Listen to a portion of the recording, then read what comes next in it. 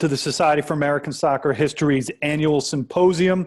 This is session 2 of our virtual gathering. Our first session in May focused mostly on the 19th century, and today we'll venture into the 20th century. Before we do that, I'd like to take a moment to acknowledge these tumultuous times we're now experiencing at the beginning of the 21st century. The Society continues to be a place to gather in community to explore our shared soccer stories. Founded in 1993, SASH works to promote, facilitate, and disseminate research into the rich history and heritage of soccer in the United States. You can best find us in 2 places: on the web at ussoccerhistory.org and on social media on Facebook and Twitter accounts.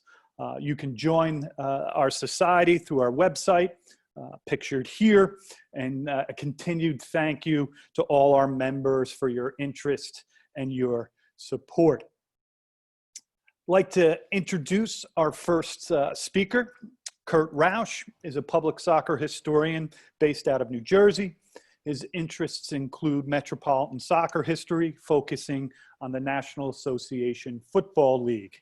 His playing days have long since passed, but he can still put one in the upper corner every now and then. And if you've ever seen him, he has unparalleled skill with FultonHistory.com. So our first speaker, Curt Roush. Can you hear me, Tom? Yes, we can. Okay, can you see me? Yes. Okay, great. Yeah, thank you very much for the introduction here. I've been a SASH member now for a few years, but this is my first time on this side of the camera, so to say. Currently writing a paper that'll be up on the SASH site hopefully very soon, and I'd like to discuss that project with you today. The project is about a gentleman by the name of Samuel Bustard, whose soccer career spanned from 1912 to 1926 in East Coast. Bustard first came to my attention during some research I was conducting on my family members, the Fisher brothers, who Charlie and Tommy Fisher, who played in a lot of the similar teams, and their paths had crossed with Bustard many times in the past. So if you can go on the next slide, please. Okay, I'm having a huge problem here. You probably have to click back onto the PowerPoint once, and then it'll allow you to. Okay. Is that fair right there? Thank you. Yes. What I wanted to accomplish with this project was to first introduce Samuel Bustard and to the soccer history community, and provide some detail into his accomplishments, his fantastic career, which dealt with playing with many of the storied teams of that period. And what I also wanted to do was, in parallel, discuss a lot of the important events that transcribed during that period. And it was a very tumultuous period, a lot of change. And I wanted to sort of wrap that back and see how that reflected against Bustard and his career, and how he navigated through those waters. And as we'll see shortly too, Bustard came face to face with the terror of the 1918 Spanish flu pandemic, and we'll discuss that a bit later. Okay, some info here on his early years.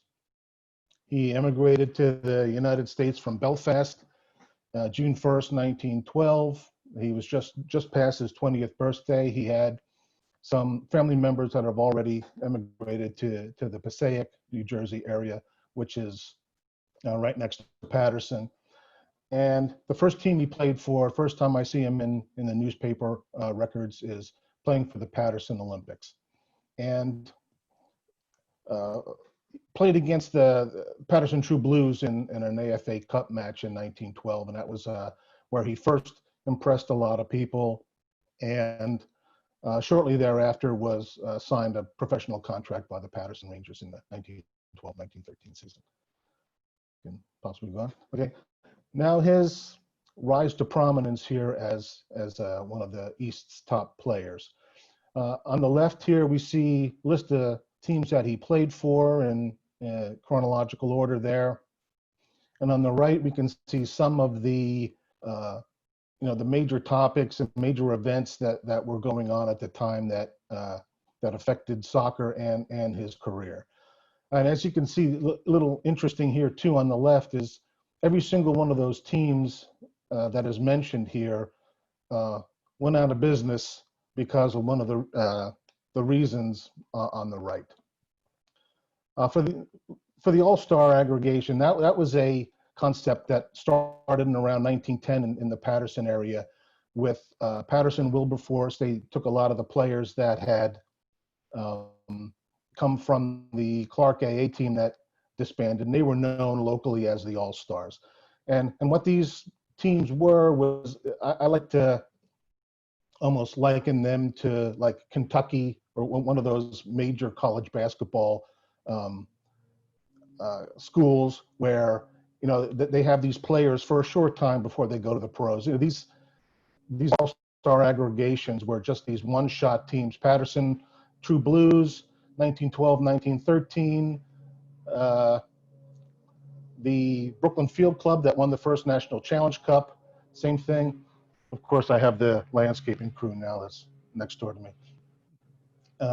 But then the Paterson Silk Strike was a major event that hit Paterson, and essentially the mill owners won decisively, and the way they won was pretty much waiting out the strikers, and most of the finances of any of the strikers was totally used up by the time the Silk Strike had ended, and this was not a good time for the Paterson Rangers to have one of these all-star 11s. They had a large payroll, and just there wasn't the support in the Paterson community here. And pretty much as a result, all of the major Paterson teams, the Paterson True Blues, the Rangers, and Wilberforce teams were defunct by 1915. You can see then Bustard moved over to the West Hudson Club, which was one of the major teams for the last 10 years at this point. And then from there on to Brooklyn Celtic, where he really much gained his highest level of fame, playing for the green and white. At this time here, World War I hit, and as Europe was involved in the conflict, way before the United States was, it's interesting to note that the impact on soccer in the United States was affected as early as 1915, 2 years before the United States entered into the war. And in my paper, I have a reference to the Newark Football Club that lost 6 players to either Canadian Expeditionary Forces or various units over in Scotland. And many teams went by the wayside, including Brooklyn Celtic from the war. And now one of my topics here that a soapbox of mine for now a little bit, the rise of the shipyard clubs, the Morse Dry Docks, Robbins Dry Docks, Federal Ship, Kearney, and teams such as those, they really stepped in at this time and really changed the soccer landscape. Bustard played for the Paterson FC the 1917-1918 season,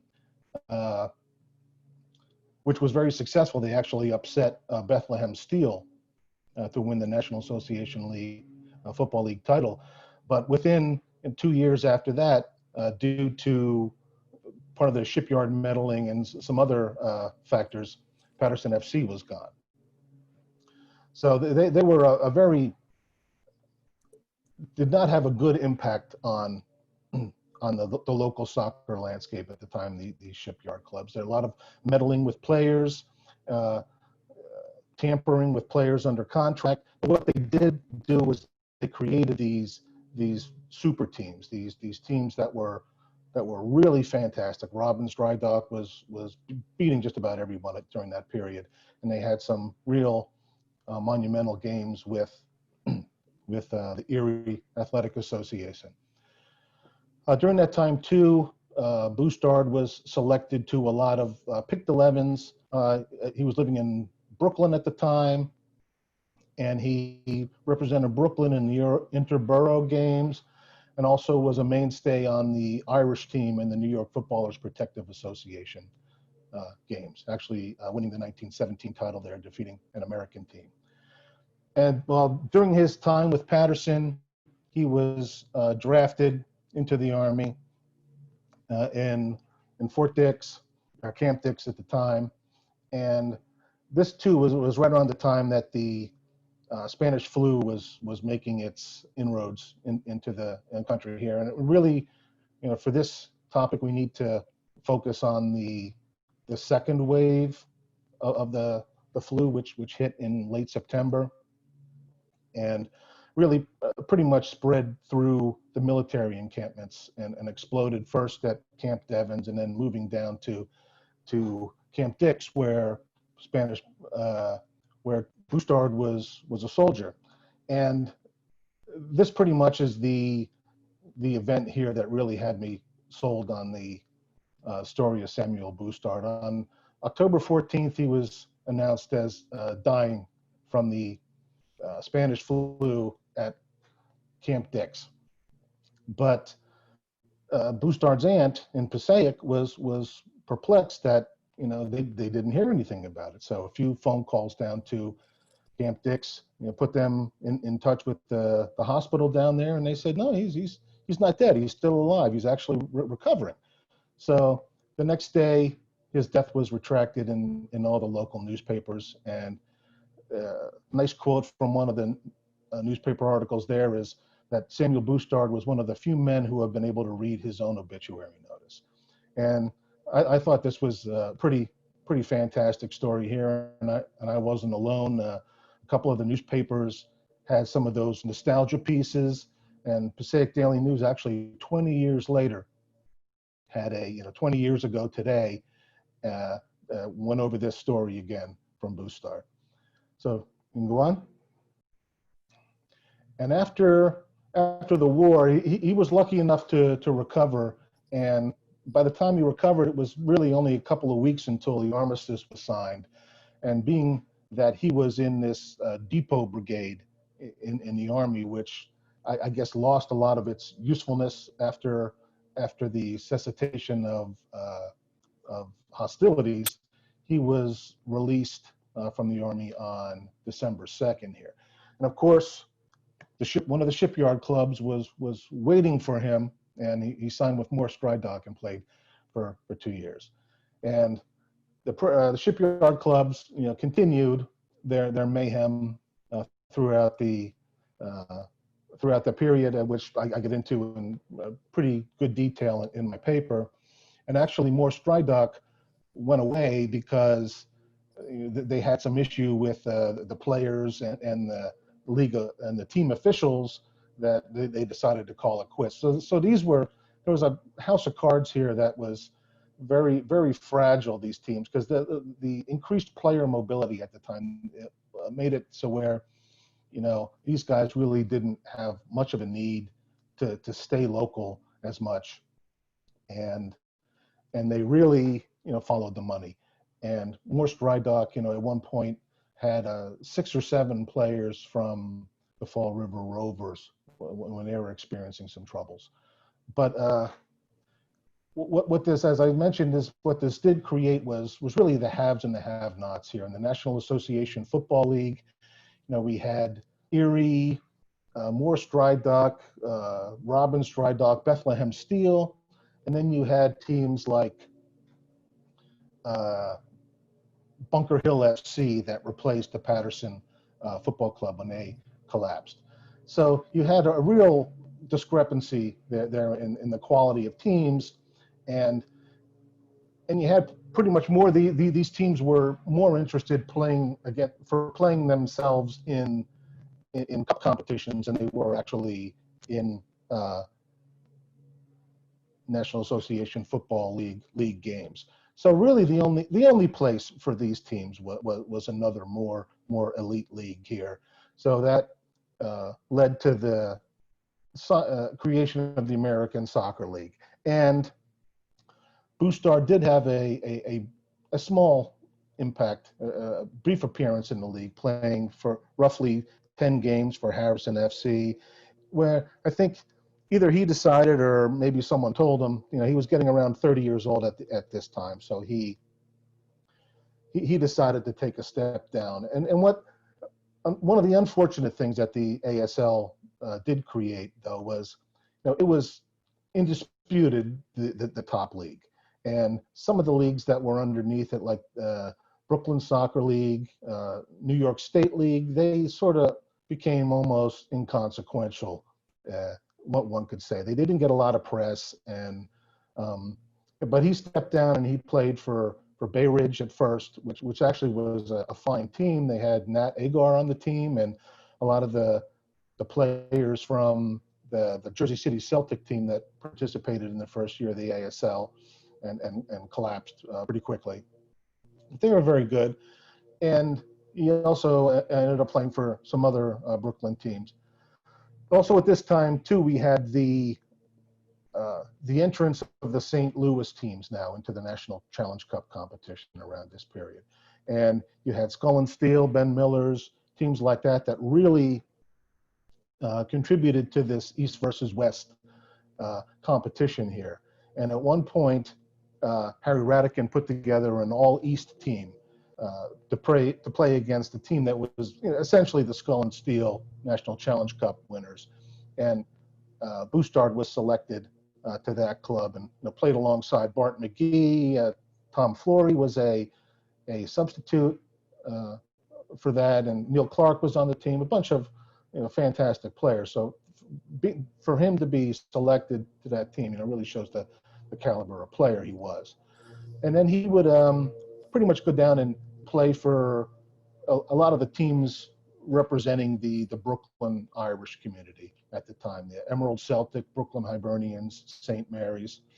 And the last time I really saw him come up in the newspapers was 1926, played a game for the St. Mary's, and he was injured in that game, and that was pretty much his career. Here we have some images of Bustard, and you could see he's number 5 here on the upper left, in the middle here with the West Side Rangers, and third from the right on the bottom left, picture with Dry Dock. And one of the newspaper articles said that he was quite possibly the smallest player playing in the country, playing association football in the country today. He was only 5'2". So, the fact that he, with that size limitation, playing against some of these guys and how physical the game was back there, that speaks volumes at the grit and determination this guy had and his skill.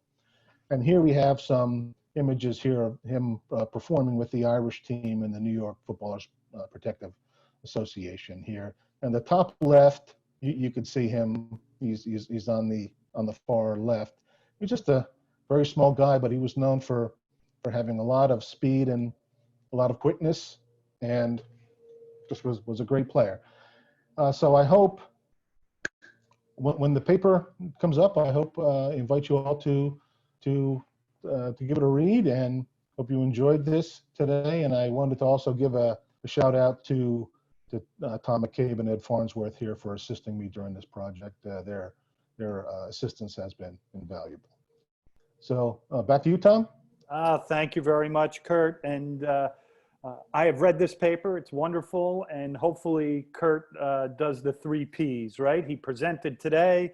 He'll post it on the SASH website later. And then hopefully we'll publish it in the SASH, which is going to be an e-publication of the society. So thank you very much, Curt. Let me get the next presentation up.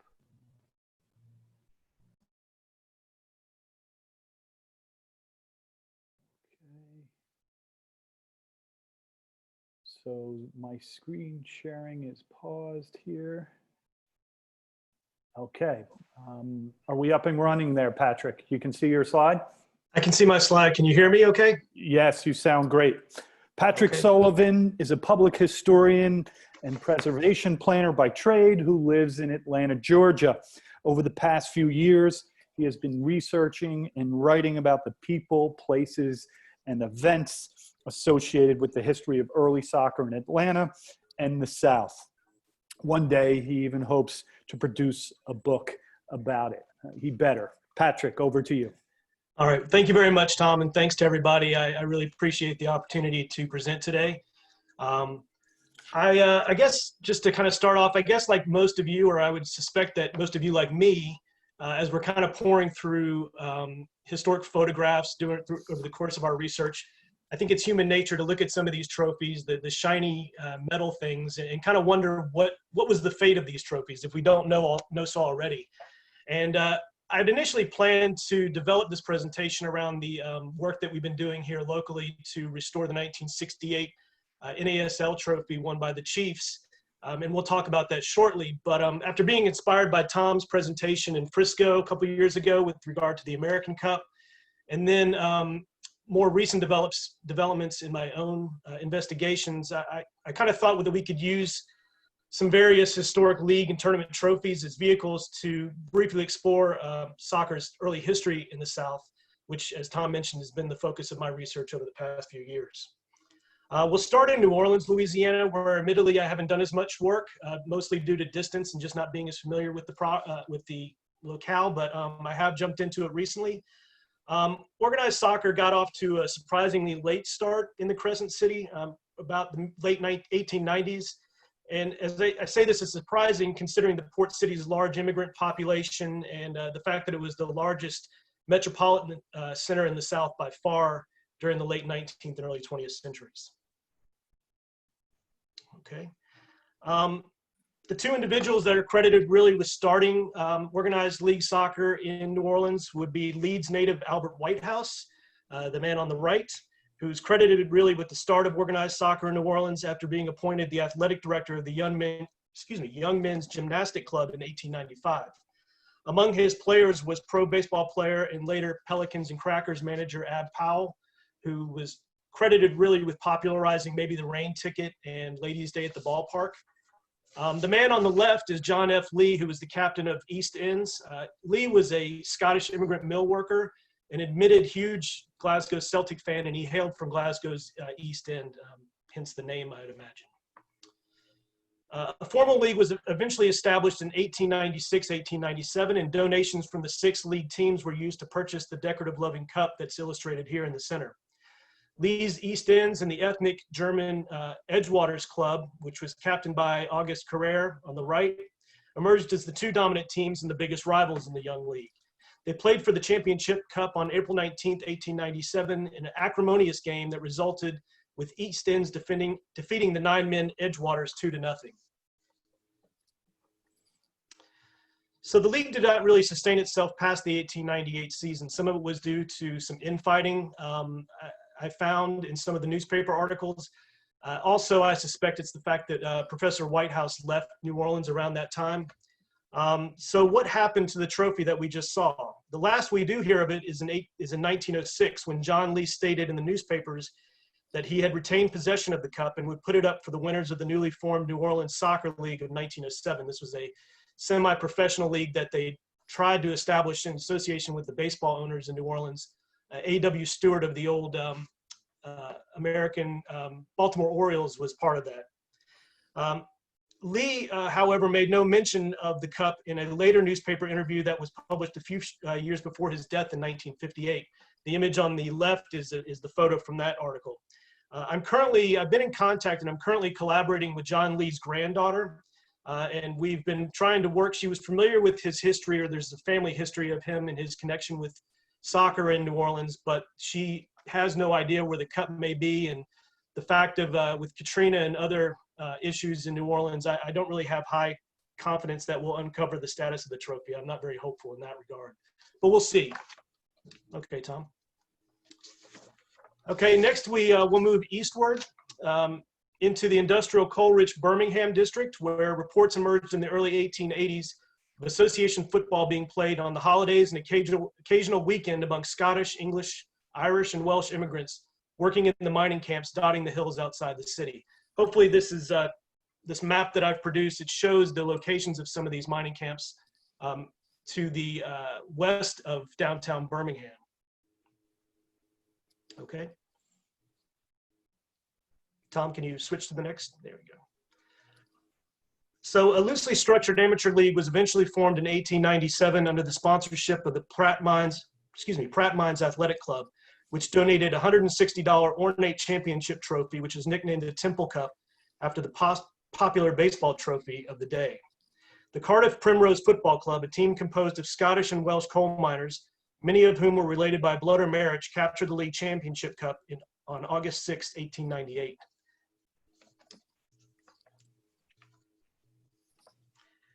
The league lasted till about 1902, an apparent victim to violent labor strikes. Birmingham's hosting of soccer games, though, about 100 years, well, close to 100 years later, the hosting of soccer games at Legion Field during the 1996 Olympics sparked renewed interest in the trophy among Cardiff residents. And it was eventually tracked down by amateur historian Martha Mulkin. She's the woman in the center on the left. She was the great-granddaughter of John Norman, the Cardiff manager who was in the picture we just previously saw. She was able to arrange a reunion of the cup, complete with the dynamite box base, which was shown, the cup was resting on in the previous historic photo. And it was held in the Cardiff Cemetery with descendants of the players in 1999. The individual who owned the cup was the, if we just go back, I'm sorry, Tom, on the previous slide. He's the individual in the photo on the right, Mr. Stewart, and he was the grandson of one of the players. Okay, thank you. So, what's of the cup today? Well, after being passed around by players and barely surviving a fire that destroyed much of Cardiff in 1920, I'm happy to say it's doing well and resides about 70 miles up the highway from me in Athens, Georgia. According to its owner, the wife of Mr. Stewart, who we saw previously, the 26-inch tall silver plate trophy was manufactured by the Meriden Silver Plate Company of Meriden, Connecticut. As you can see in this photo and the previous photos, it has Pegasi handles and an engraved soccer scene on the face of the trophy. I'm unaware of any other trophy with such ornate handles, so it's kind of an interesting design there. Okay. We'll stay in Birmingham. Organized soccer returned to the Birmingham district after discontinuing in 1902. It resumed in 1912 with the creation of the two-tiered adult league and an elementary school league for white boys. Birmingham industries and residents would support league soccer on an amateur and semi-professional basis until the mid-30s in Birmingham.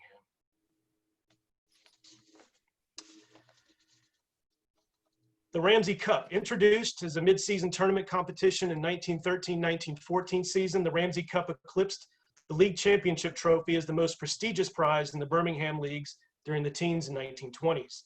Although sponsored by local industrialist Erskine Ramsey, the man on the left, the trophy appears to have been the idea of Tennessee coal and iron executive Carl Landgrab, who came to Birmingham from Bethlehem Steel in 1909. So we see a connection there with the Birmingham leagues and the larger goings-on in soccer at the national level. So Pratt City on the left in 1914 and Inslee were among those teams that won the Ramsey Cup. However, Wylam emerged as the league's powerhouse club that dominated the tournament and later claimed ownership of the trophy after winning it more than 3 times over the course of its existence. Okay. So in the late 1970s, Birmingham newspaper sports reporter Mike Labetti, who later wrote for the Boston Herald, profiled the history of Birmingham soccer and the Ramsey Cup, which at the time was in possession of former Wylam star player Maurice Scotty Levy, who's a native of Kilwinnig, Scotland. Mr. Levy owned a jewelry shop in Wylam and he displayed it in the store windows. The Cup's current whereabouts, however, are unknown.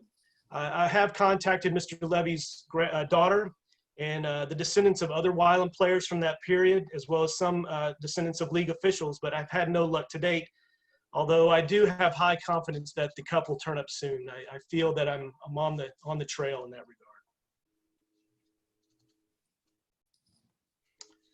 Okay, we'll leave Birmingham and travel east again to Atlanta and the nearby towns of Stone Mountain and Lithonia in DeKalb County, where soccer was first introduced into the area in the 1880s and 1890s by granite stonecutters from Aberdeen, Scotland and Penmanmar, Wales.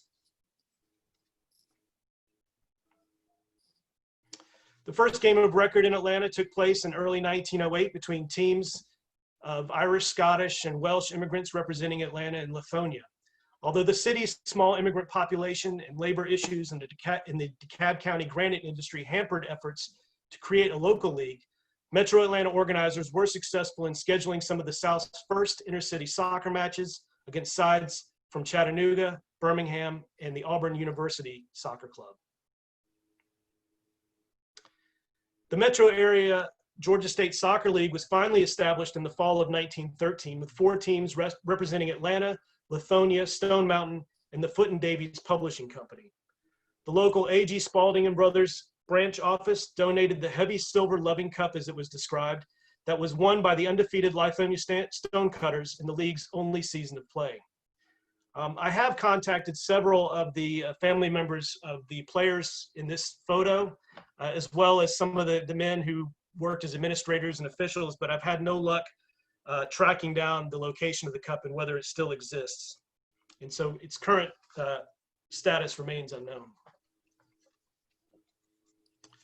Okay, so we'll jump to the Atlanta Chiefs. We conclude with the Atlanta Chiefs North American Soccer League Championship Trophy, won after their defeat of the San Diego Toros by a 3-0 score and a 2-game aggregate, played on September 21st and September 28th, 1968. Restoration of the trophy, which is currently owned by Dick Cecil, the Chiefs' one-time vice president, coincided with our local efforts to publicize the recent donation of his NASL and other soccer-related papers to Emory University's Stuart Rose Manuscript Archives and Rare Book Library. The cup was manufactured at the Newark, New Jersey facilities, there's a shout out to you, Tom, of the Dodge Trophy Company, which was a Chicago-based business that originally produced the Academy Awards Oscar statuettes. Although unconfirmed visual analysis that was done as I was trying to figure out the history of this, visual analysis of the contemporaneous ISL American Challenge Cup and the 1967 MPSL Championship Trophy indicates that those artifacts also may have been produced by the Dodge Company, which went out of business in the early 1980s.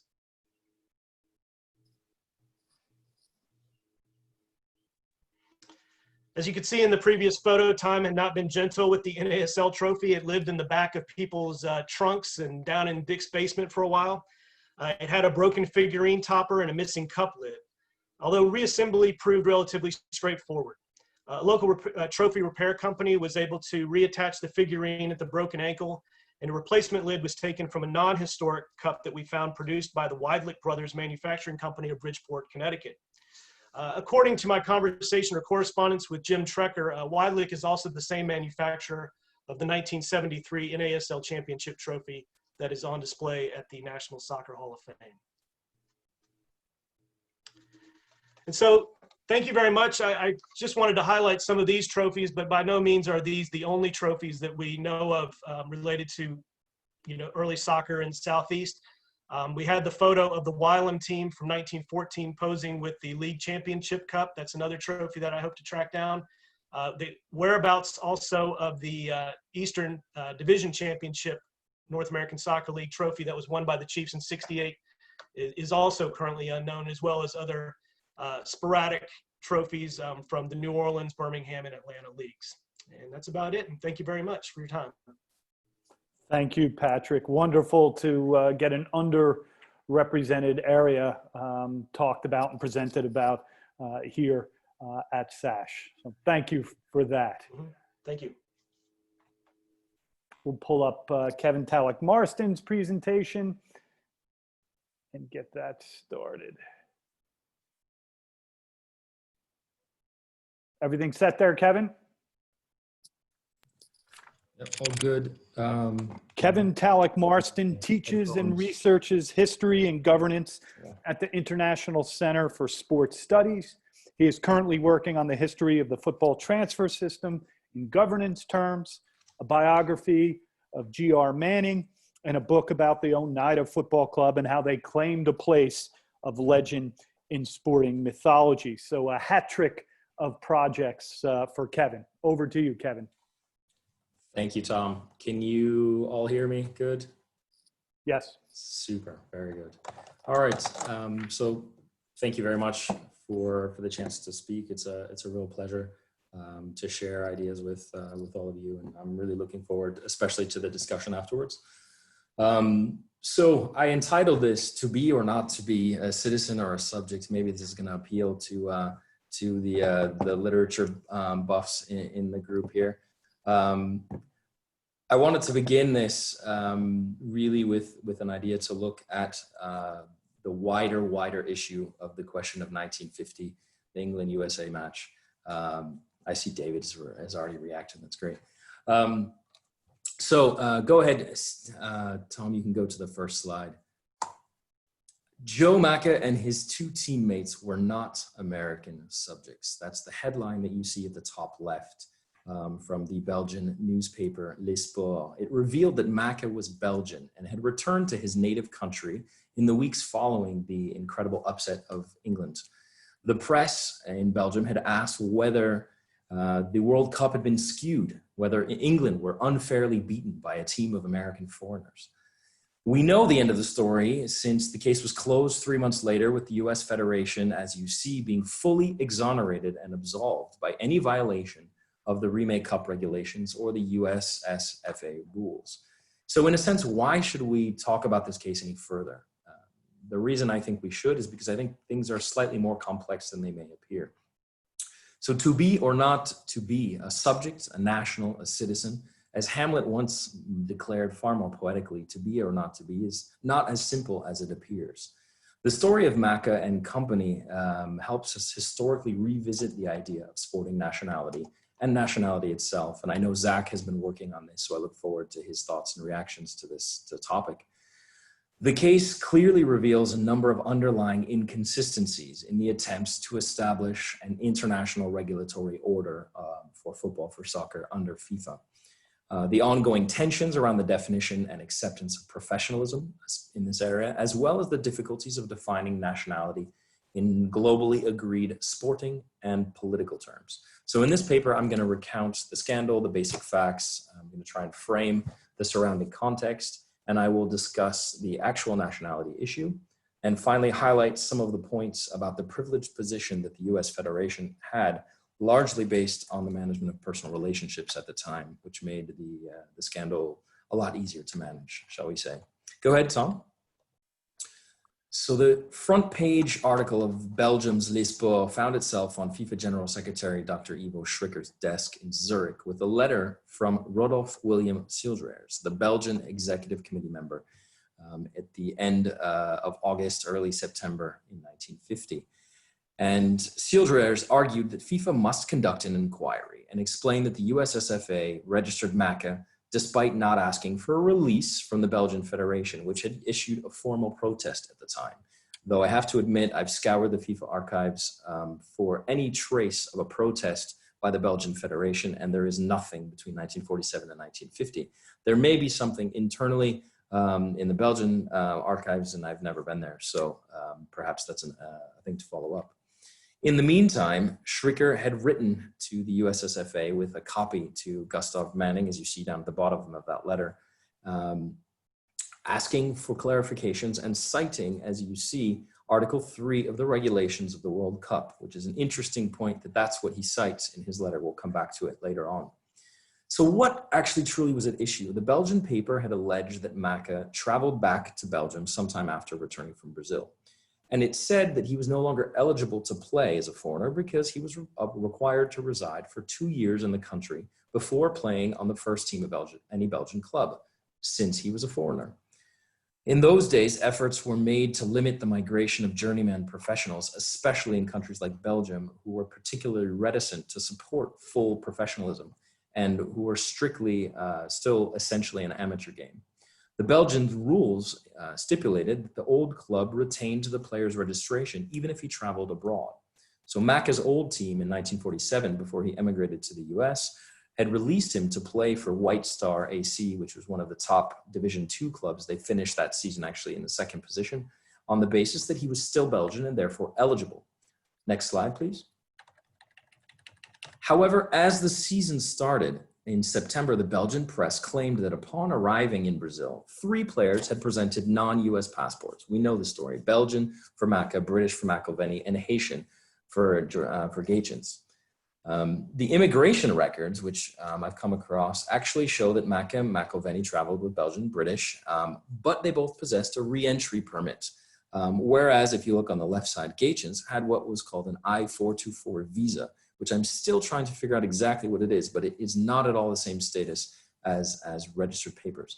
And another little tidbit, as you see, it was often claimed that there were no other foreign-born players. Oh, actually, it's not on that slide. Sorry, never mind. I'll post that later. That'll be in the paper for the SASH website. But after a week, the Belgian press broke the news that the players were traveling on foreign passports. You can actually see that on the return flight on the right side, which for whatever some reason, all the players came back not on the same flight. The team was divided into 3 different flights, with the final flight returning home on the 9th. McIlvenny there on the 9th, and Gaetjens at that point does return with a residential permit, which allows him to stay in the US. So there's a bit of a mystery around Gaetjens, his legal status at that point. Next slide, please. So after the Belgian press broke the news, the weekly magazine France Football went further and questioned whether the results of the Remake Cup should actually be nullified, citing the regulations that players must be selected by the national associations concerned and be subjects of the country they represent. So that was the main rule, set a primacy on sporting regulations with an additional legal and political aspect. But what does it mean to be the subject of a country in that sense? Interviewed by the Belgian and French papers in that early September period, Maka claimed he was still Belgian and therefore able to play immediately in the Belgian league. Didn't have to wait 2 years. Yet he had also completed an American naturalization form so that he would be eligible to represent the US when he was, as he had lived there for 3 years. So someone in Belgian football either didn't want him playing for White Star in the second division, or more probably what I think is they wanted to make an example out of him in continuing the fight against outward professionalism in Belgium, which was seen as very mercenary. So the conundrum was very simple: and versus or. If Maka was Belgian, then was he able to play in Belgium without having to fulfill the 2-year residency requirement for foreigners? Obviously. But then the question was whether he had been eligible to play the prior summer for the US. If he had entered a naturalization process to become American, was he still Belgian? Similarly, for McIlvenny and Gaetjens, were they eligible to play in Brazil? What did it mean to play for one's country in an international competition? Next slide, please. Was sporting nationality different from legal nationality? Why did Schricker, the FIFA General Secretary, refer to Article 3 of the World Cup regulations, while the newspapers mentioned Article 21? What was the applicable sporting regulation at the time? In 1950, FIFA had statutes and regulations that were different for the functioning of the organization and for the World Cup. The general FIFA statutes and regulations quoted by the press, which you see in the middle of the screen, states very clearly that the players must be selected by the national associations concerned and be subjects of the country they represent. The World Cup regulations, however, down at the bottom left, offer a different perspective. It mentions, as stated by Schricker in his letter to the USSFA, rather openly that each association shall select representative teams from players who are subjects of its country and under its jurisdiction, or who are eligible under the rules of the association. And versus or. So the question then, of course, is how were these 3 eligible, were these 3 players actually eligible under the USSFA regulations? As we know, the regulations at the time allowed for residents with first papers. Those who have made a declaration of intention to naturalize were then eligible under the USSFA Rule 46B. Next slide, please. And this is exactly what Dr. Gus Manning explained to the FIFA Executive Committee on December 2nd, 1950, when he presented evidence of the declaration of intention by the three players, albeit it seems a little less convincing for Gaetjens and McIlvenney, since, as you can see from the letter on the left side, Macca had his first papers with the number. It's very clear, says what date it was filed, where it was. For Gaetjens and McIlvenney, it just says that they were filed. And I was hoping actually, when we had the SASH conference in April, last April, to be able to travel and check the records there. But I obviously didn't have a chance to do that. So that's ongoing. I will check that, watch this space, and we'll see whether or not they actually did have registered first papers. Naturalization in Seeldraer's Belgium and much of the continent was traditionally interpreted under under jus sanguinis, the law of blood, and one could not lose in nationality, or at least under very restricted circumstances.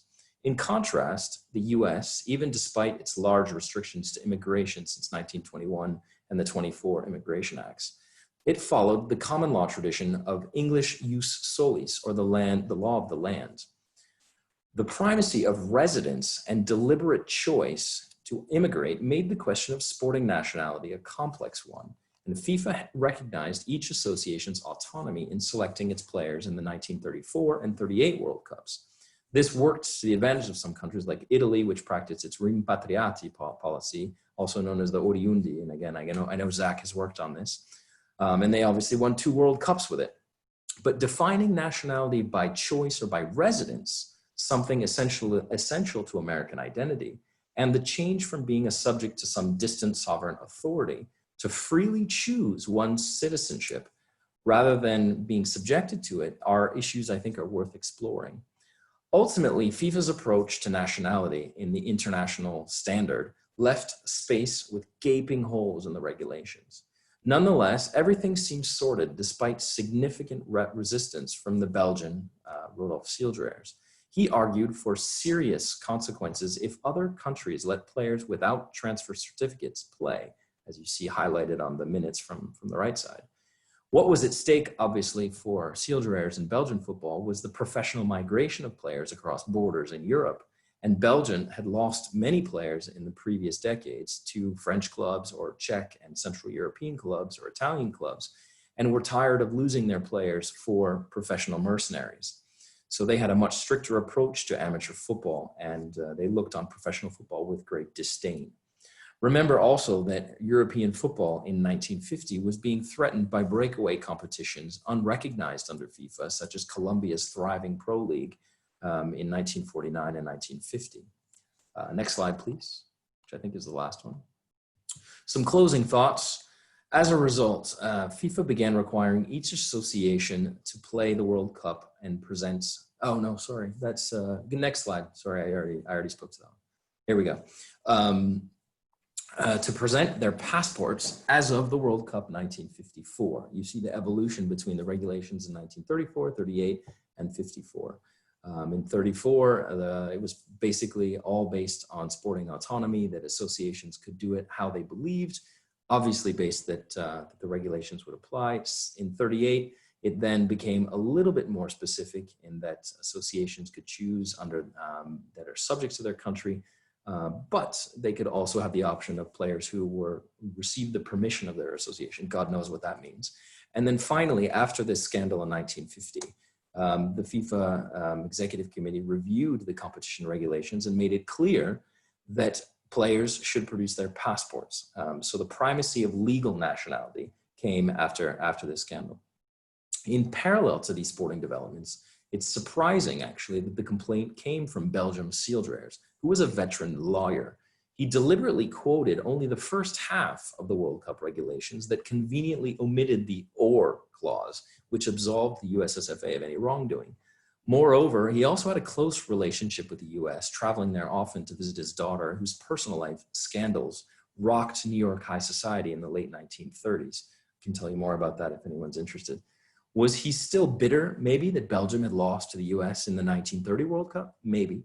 But I suspect, rather, that he was on a personal crusade against outright professionalism in his country and wanted to make an example of Macca. Secondly, why didn't England complain? a few factors come into play. Firstly, obviously, one of their clubs, as many of you probably know, Man United, had signed McIlvenney after the World Cup. And so it probably would not look very good, or at least somewhat hypocritical, for the FA to lodge a complaint about ineligible players when they themselves had signed one of these players and were benefiting from it. Or perhaps they didn't want to jeopardize their good relationship with the US, where many of the clubs were touring cities across the US during the summer and making money off of the American market. And it's also important to remember England's long-standing disinterest in FIFA and the fact that they'd only rejoined after World War II. In the end, FIFA needed the FA much more than the FA needed FIFA. Finally, the USSFA owed, I think, a tremendous debt to Dr. Gus and his diplomacy in managing that crisis. Manning argued for changing the USFA rules on representing the national team at the following USSFA convention in 1951, which appears to have temporarily been accepted, at least until 53, when it flipped back and they allowed players with first citizenship papers to play again, at least for a few years. But Manning was also reliant on his long friendship with General Secretary at FIFA, Schricker, who was also a trained lawyer, and I think in his initial letter gave much of the clues to the answer by citing the other regulations that could be used to fight and combat Schildreier's complaint. So Manning worked with the awareness and subtle diplomacy in preserving those professional relationships. Yet I suppose it's a little bit ironic that he, the immigrant who he was, argued to make it more difficult to represent the US in sporting nationality. And to close, I have a little fun surprise for everybody. I don't know, for those of you who've seen some material, apparently this may be one of the only, I don't know if anyone has seen this picture before. I've never seen this picture before, a couple of weeks ago. And it's a picture of the goal from a completely different angle. And it comes from a Brazilian publication after the World Cup, which quotes, as you see on the left side, apparently John Sousa scored. So it's a joke. We know that Sousa didn't score, but what we do know from this picture, and if you zoom in, you can't see it very well on the screen here, but Gaetjens actually was wearing number 18, which answers a long debated question from a lot of people who wondered actually what number he wore. There was a great article by a journalist on ESPN a few years ago, Leander Scherlakens, who was trying to figure out that. And so I found this picture and I wanted to share it first with all of you at SASH because I thought it would be fun. And there we go. So that's the end. I'll stop there. Thank you very much. Thank you very much. Let's just keep rolling along here, and we're moving on to Dan Creel, and Zach is going to take over the hosting to put his slides up, but I will introduce a first-time presenter at SASH. Dan Creel is currently working on research related to the American Soccer League, the US Open Cup, and the US Women's Open and Amateur Cup. His interests focus on the political, economic, and organizational aspects of the game, from the grassroots to the national level. Dan lives in Maryland, and his earliest soccer memory is being taken to a match as a young child somewhere around Swindon, England. Dan, over to you. Thanks, Tom. Thanks for having me. So this is, my presentation is a Pechacucha, so it's going to move really quickly, 20 seconds per slide, 20 slides. And I've got my notes on the side, so I'm going to try to keep an eye on the shared screen as things go along, and hopefully things will match up. So once Zach goes to the second slide, that's when it'll start.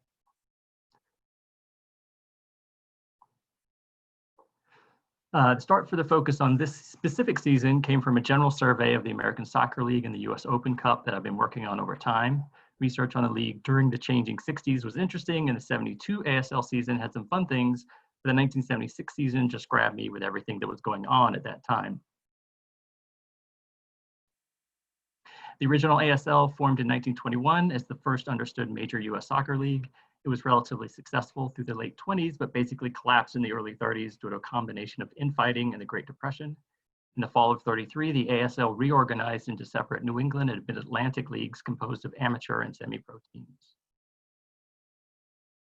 In the late 60s, the ASL followed in the shadow of its younger sibling, the NASL. The ASL shed its traditional identity and turned itself into a US minor league. Down to 5 teams, the league made a huge expansion in '72, including its first steps outside the Northeast. But turnover was high, and after the 75 season, the SL was back down to 5 teams. In 76, the league went truly national and expanded to the West Coast. 6 clubs were added at a franchise fee of $60K each, bringing the total to 11. All teams were required to pay into a pool to defray the cost of cross-country travel, and Cork Hibernians played 1 game against each team, with the results counting in the standings. The league mandated a cap of 7 internationals. Bob Cousy began his second year as the mostly figurehead commissioner. There was an 8-round college draft. LA coach Ron Newman devised a point system, and teams played 2 10-minute sudden death OTs if tied. The league also planned a late season East-West All-Star game. Former Dallas Tornado coach Ron Newman built the Skyhawks on a core of English footballers, many on loan from their clubs. Led by 76 MVP Jim Hinch and goalkeeper Brian Parkinson, the team rolled through the regular season. The team drew extremely well and defeated New York Apollo 2-1 in the final before nearly 9,400 at their Van Nuys High School Stadium. The team the Skyhawks beat in the semifinal was fellow expansion Tacoma Tides. Co-owned by the Tacoma Twins and businessman Booth Gardner, the Tides were the best run of the expansion clubs that had trouble drawing crowds to the Twins' Cheney Field. Former Cornell coach Dan Wood brought All-American Bruce Arena with him as reserve goalkeeper. The 2 best teams in the East were the New York Apollo and Rhode Island Oceaneers, with the Apollo beating Rhode Island in the semifinal. The Apollo were the reigning co-champion and top team in the league during their run in the 70s. Based in Providence, the Oceaneers had won the 74 championship in their first year and featured future Hall of Famer Tony DeCicco in goal. The Connecticut Yankees struggled with attendance due to sharing Dillon Stadium with the NASL Bicentennials. In 76, the club split games there and at the East Haven Athletic Complex. The bottom of the East, New Jersey Americans were the lone Eastern expansion club, replacing the New Jersey Brewers. The team played at Wall Stadium, a speedway recently renovated to include a pitch. Halfway into the season, the league was in financial trouble. 4 of the 5 Western clubs were behind in paying league fees, including the travel pool. The league canceled the ASL All-Star Game scheduled for August, and it also suspended all interdivision play for the rest of the season. This meant revisions to the last half of the schedule on an ongoing ad hoc basis. The Sacramento Spirits had financial and personnel troubles the entire season. After only 2 games, 10 players rebelled against coach Dick Ott. Initially suspended and fined, the players were quickly reinstated and given no-cut contracts. Dissension continued as multiple players were suspended and reinstated until Ott was fired mid-season. The club ended the season bottom of the league. The Oakland Buccaneers were bankrolled by a Mexican tequila distributor who promised to spend $750,000. The Bucs also signed a former Guadalajara coach to coach the team, and they brought in Lori Calloway as an assistant GM. The wheels quickly fell off as most of the front office, including the GM and co-owner, quit a month before the regular season due to a clash about player personnel. The troubles continued. After only a few weeks, the team moved from UC Berkeley to a high school stadium in Fremont. Oakland became Golden Bay. The primary owner backed out, leaving the club in debt, and the club barely kept afloat by a hodgepodge of business interests. At one point, the coach was fired, but refused to leave and ended up staying on by sheer force of will. Utah joined the league only 2 months before the season to replace the defunct San Diego Surfs. Utah's original owner was bounced via a hostile takeover led by Tim Temme. Deep in debt by June, Temme got into a post-game fistfight with the league president. Somehow Temme got a black eye from Tony Escobar, his own goalie. ASL sued Utah for debts and suspended Temme. Weeks later, the Spikers were kicked out of the league, but Temme refused to sell the franchise. The league awarded a completely new Salt Lake franchise to a Sacramento businessman who brought Utah's former goalie Escobar back in as the GM. The Pioneers took over the Spikers' record and playoff spot. The Pioneers only played 2 home games at area fields, then lost to Tacoma in the first round of the playoffs. The season ended with Chicago edging out Cleveland for a playoff spot, but both teams had played 1 less game than originally scheduled. Cousy ordered a forfeit against Chicago when the club didn't immediately respond to a mandate ordering the teams to play each other. Chicago's owner, Ernest Panos, publicly called Cousy an inept commissioner and the league itself a veritable Watergate of soccer. The week after an extremely successful final, papers nationwide ran an article talking about the near collapse of the league. Panos sued the ASL for $1 million, and that fall, the Chicago, Golden Bay, and Utah franchises were all folded by the league. In December, Ron Newman left the Skyhawks to join the NASL's Miami Toros. Even clubs that weathered the season found issues in the offseason. Tacoma, the best-run Western franchise, folded after losing $200,000. Rhode Island was sold and renamed itself the New England Oceaneers to create distance from the Yankees and the Boston NASL franchise. Sacramento planned a stock offer to bring in cash, but was stymied by state regulators. There's so many interesting people associated with the season, both in 1976 and later. For example, Booth Gardner went on to co-own the Colorado Caribous, became governor of Washington State, and coached the Kozars, a team that won the Women's National Cup in the mid-'80s. Tim Temme fell afoul of authorities numerous times due to fraudulent business schemes, and we all know what happened to that backup goalie.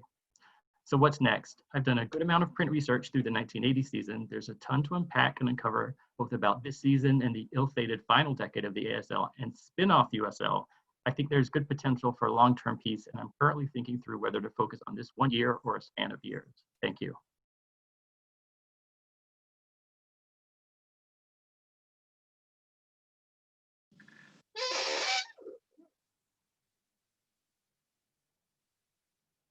Tom, microphone. Yeah. Dan, thanks very much. That's really hard to do the Petracuccia and then across a season. So welcome and thank you very much. So I am going to share my screen once again, and we're going to go from host disabled this. Zach, you're going to have to let me in here again. While you're doing that, Tom, let me ask the question that everyone was asking of Dan's presentation. Can you elaborate on the reference to the women with the Sacramento Spirits? Yeah, and I can, afterwards, I can dig up a little bit more research, but they made a couple comments in the paper that they were going to bring in at least two, definitely, they basically said it's all but done. They're going to bring in two of the local players from the local women's leagues at the time. I think they were going to be strikers, if I remember. Any idea who they were, just out of curiosity? No, I dug a little bit, and they talk about the teams, I believe, but no names, and it just kind of disappeared. Because there's one girl from Texas who was on a U.S. women's team that played in those unofficial women's world championships in Asia in the mid-late 70s. And she played in college. I can't remember. I'll have to dig out her name. I'd be curious but she was I came across her in the news as being a big deal at that point. So I don't know if that crosses. Remind me and I will. Yeah. All right, on to 1979. A labor lawyer by day, Steve Holroyd has been researching and writing about American soccer history ever since the internet gave interested parties a forum. He also possesses a considerable library of soccer magazines, newspapers, and media guides. Steve's love for the game began in 1973 when the arrival of the Philadelphia Atoms lured him in. 45 years later, he is still playing, and he has also coached, refereed, and served as an administrator. Over to you, Steve. Thanks, Tom. I don't know if apologize is the word. Up until a couple of days ago, this topic seemed like it would be particularly timely, but in light of the fact that the players and MLS have apparently reached agreement on a reopening strategy as well as ratifying the original contract, we won't necessarily have to worry about strikes and lockouts for the near future, but we did have to worry about it in 1979. Now, Tom, we're going to go with my signal. How are we going to do the Yes, that's fine. Yep. I have a lot of slides. Don't laugh, Dave. I'll cripple you when we do get together and play. I have a lot of slides. It's meant for everyone to read after the fact. So I'm going to really kind of blow through this to stick within my 10-minute limit. So if we could just move right along. Next one. Real fast, believe it or not, athletes, just like most other workers in the United States, do have the right to organize. Baseball's had a union for years, obviously. There's a great history there. American football, basketball, started by future American Soccer League Commissioner Bob Cousy, has got a union. Hockey, of course, has a union. English football has a union. Jimmy Hill sort of energized it in the late 1950s, broke the maximum wage, and of course went on to be a part owner of the Detroit Express here in the North American Soccer League. Soccer in America, not surprisingly, given the fact that the sport was largely semi-pro through most of its history, and probably because of some cultural issues with the largely immigrant participation, no real evidence of any attempt by soccer players to organize earlier, but that's not to mean they were pushovers. For instance, in 1930, a number of players with the New York Giants lodged a complaint with the USFA alleging they hadn't been paid. It was resolved, but with those troublesome Brown family up there, but they managed to get paid. So it showed that they weren't pushovers. So, but overarching question many people have, why a union? We're so focused on individual contracts when we talk about players. What's the point of a union? Well, there are a lot of issues common to all players. Pensions, health benefits, free agency eligibility, things like that. That's best accomplished through an overall contract, and laterally, unions play an important role, particularly in franchise leagues, not so much single entity leagues, in allowing salary caps to be in place, which would otherwise be illegal as an unlawful restraint of trade under antitrust acts. So let's talk about the first attempt of players to organize in this country, the North American Soccer League Players Association. It began in 1977, which was a great year for the NASL. It was very much in growth mode, riding the coattails of the goodwill from Pele's farewell tour. At the same time, many players, particularly the American ones, could see that opportunities for them were decreasing. And indeed, their concerns came about in April of '77 when a former coach named John Young said, American players are being discriminated against. The owners don't want them playing because they fear a players' union. Into the breach stepped another Scotsman, John Kerr, Scottish-born Canadian international, finishing his career with the Washington Diplomats, and he began to take steps to form a union similar to the Big Four. He knew he needed an ally. Unfortunately, he didn't pick the best ally, he picked the closest one. The only one of the Big Four who was located in Washington was the NFLPA, and in hindsight, he couldn't have made a worse pick. In the summer of '77, the North American Soccer League Players Association was formed with Ed Garvey named as executive director. Not coincidentally, Garvey was also the executive director of the NFLPA, and he was authorized to help assist the NASLPA as it got off the ground. Little prelude. In order to become a recognized union, you have to prove you have support under American federal labor law. By July of 1977, approximately 300 players had signed cards authorizing the NASLPA as their bargaining representative, and the union then filed a petition for election with the National Labor Relations Board in August of '77. 13 days later, Garvey submitted a demand for recognition, trying to bypass the process on NFLPA stationery, which would cause problems. Typically, elections are easy to get. In this case, however, the North American Soccer League raised a number of issues. They challenged the legitimacy of the NASLPA, saying basically it was a front for the NFLPA, pointing out, among other things, the demand came on NFLPA letterhead. They also argued, They also argued a league-wide election was inappropriate. It should have been team by team, which would have meant 18 individual collective bargaining agreements. And interestingly, they also argued the union was a competitor employer because it had begun to operate soccer camps. A hearing on these issues was heard September of 1977, but it wasn't until June 30 of '78 that the NLRB finally issued its decision, essentially siding with the NASL Players Union, although it did exclude the two Canadian teams as being outside the jurisdiction. The election was held and the union won rather resoundingly and was certified as the exclusive bargaining representative for players in September of '78.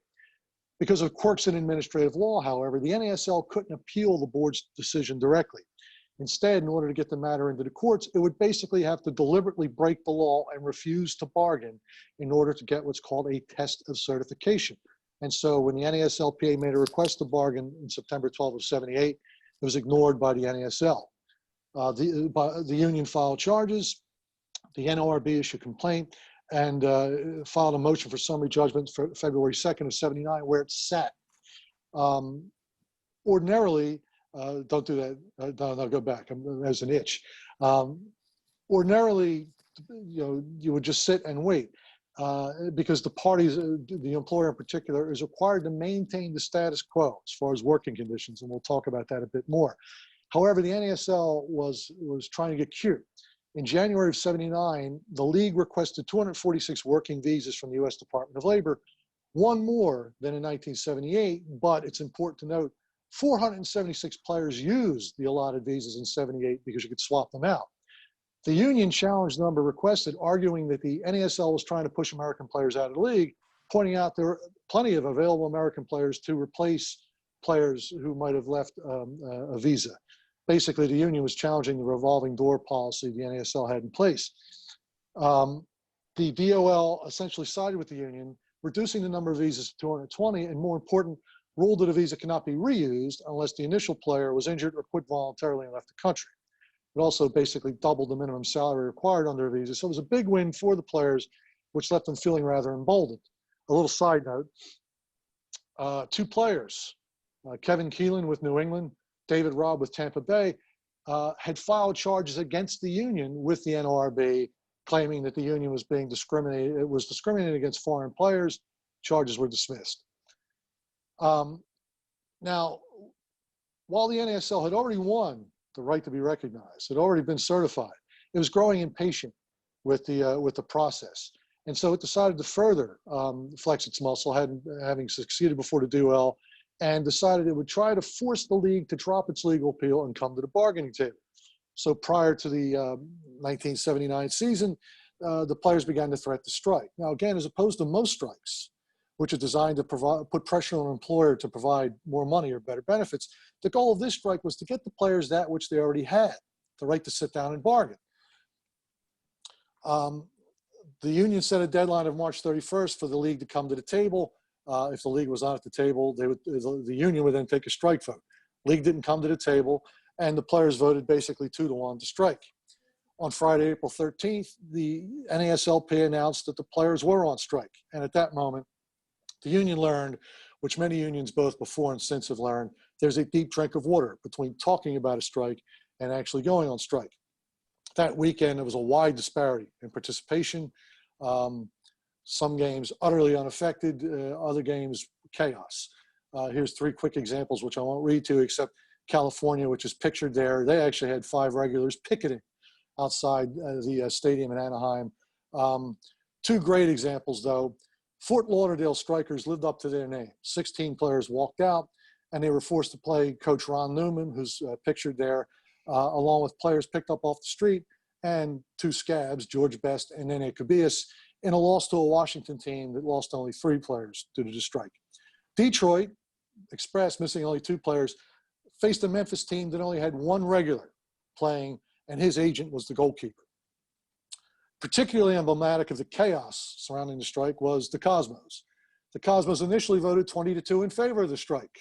Giorgio Chinaglia, shockingly, was one of those who was against it. However, 14 regulars changed their minds and went to Atlanta to play.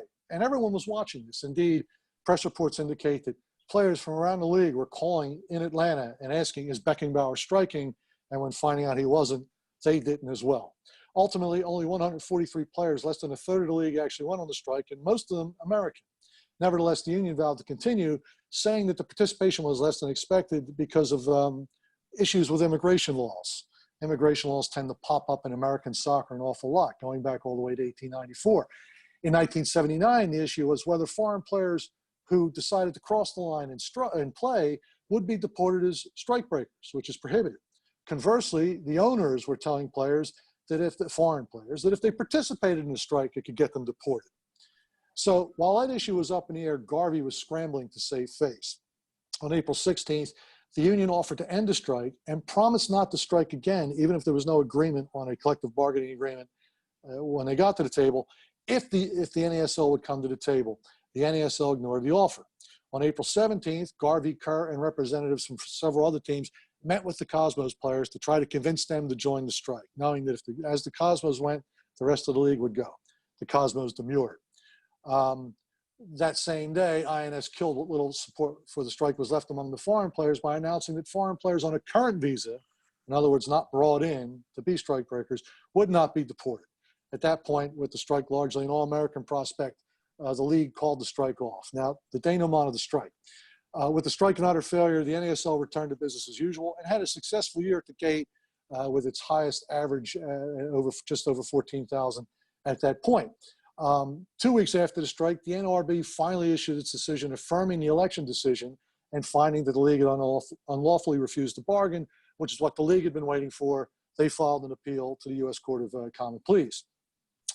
On March 21st of 1980, the Fifth Circuit affirmed the NLRB's decision, effectively ending the NASL's challenge to the appropriateness of the union in the bargaining unit, and the U.S. Supreme Court denied a petition review to that October 14, 1980. Now after the failed strike, though, at that point, again, we still have a lot of time between April of 1979 and in October of 1980. The NASL now felt emboldened and began making some changes to working conditions. The problem is, as I said earlier, you're supposed to maintain the status quo. So the union starts filing a new set of unfair labor practice charges to the league's decision to do a bunch of things: reduce roster size, planned indoor soccer for 1979-80, increase the schedule. The NLRB is agreeing with all that and is issuing a complaint, and also took the extraordinary step of seeking injunctive relief, requiring a restoration of the status quo and voiding player contracts that had been signed and things like that. The injunction was granted August 18 of 1980. The NASL appealed that, and that appeal was denied October 6, 1980. And with the Supreme Court's denial of the representation case, the election appeal 8 days later, the NASL knew it was finally beaten. So here we go. Having fought the North American Soccer League Players Union for about 3 years, the league then did the unexpected and basically rolled over at the bargaining table. After only 4 all-night sessions, the parties reached agreement December 5, 1980, and the agreement was probably richer than the NASL could afford at the time. It included a 25% increase in minimum salaries, 10% relocation bonus if you were traded or waived, guaranteed contracts, and interestingly, in lieu of immediate free agency, a 2-year option clause that provided a guaranteed 70% wage increase. And make no mistake, the union was out for blood. Indeed, Tony Chersky had this great quote saying, look, they could have had their sweetheart deal if they recognized us at the beginning. They fought us, they lost. Here's the, Garvey was a little more politic, saying, hey, it's a great agreement. Sure. The aftermath, and this is what people are most interested in. Well, first, let's talk about the immediate aftermath. While they may have reached agreement on the collective bargaining agreement, there was some bad blood along the way. After the 1979 season, a number of player representatives and strikers found themselves traded or cut, including some interesting examples. For instance, future U.S. Hall of Famer and California surf player rep Al Trost was traded to future Canadian Hall of Famer and Seattle player rep Tony Chersky after the 79 season. Future Hall of Famer and Cosmos player rep Bobby Smith was traded to San Diego during the 79 season.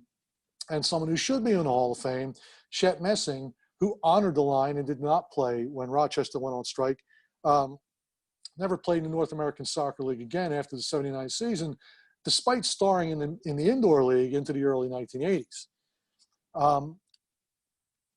And of course, lost in the news of the contract being signed was other news. In the first week of December 1980, 3 teams, Rochester, Washington, and Houston, folded, the first franchise losses in the NASL since 1976.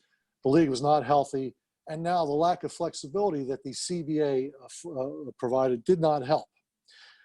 The league folded after the 84 season, as we all know. Ironically, though, that was the first year of a successor collective bargaining agreement with the union, one which contained a salary cap. Again, something that's illegal outside the confines of the CBA.